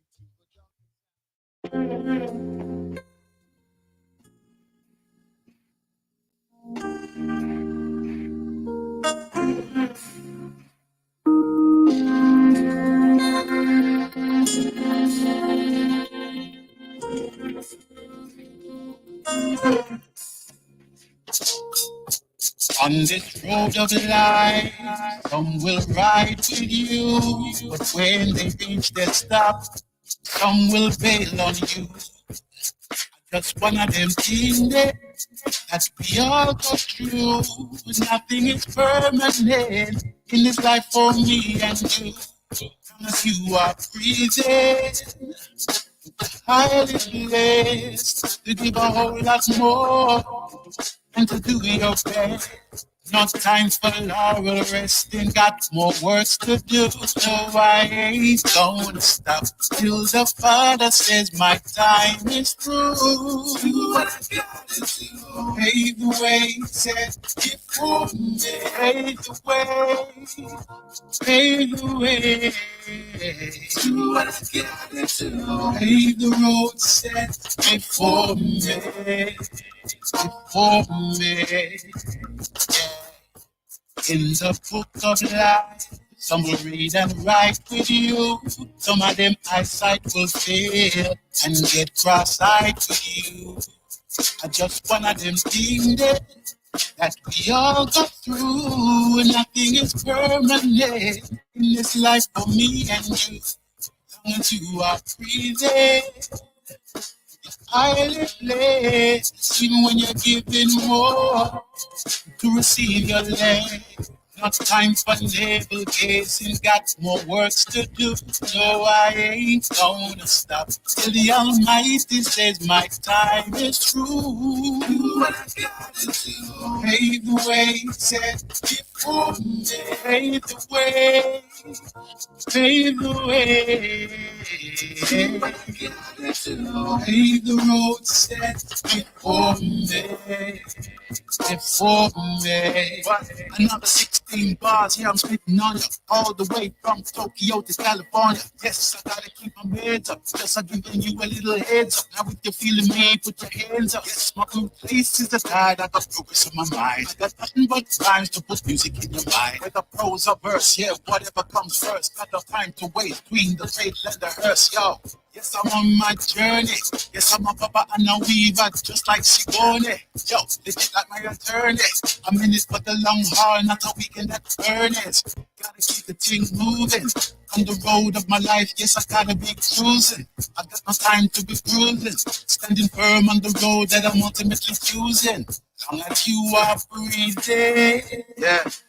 Higher places, even when you're giving more to receive your less. No time for thumbs up fiddling, got more works to do. No, I ain't gonna stop till the Almighty said my time is through. Do what I gotta do. Pave the way, set it for me. Pave the way, pave the way. Do what I gotta do. Pave the road, set before me. Before me, pave the way. Do what I gotta do. Pave the way, set before me.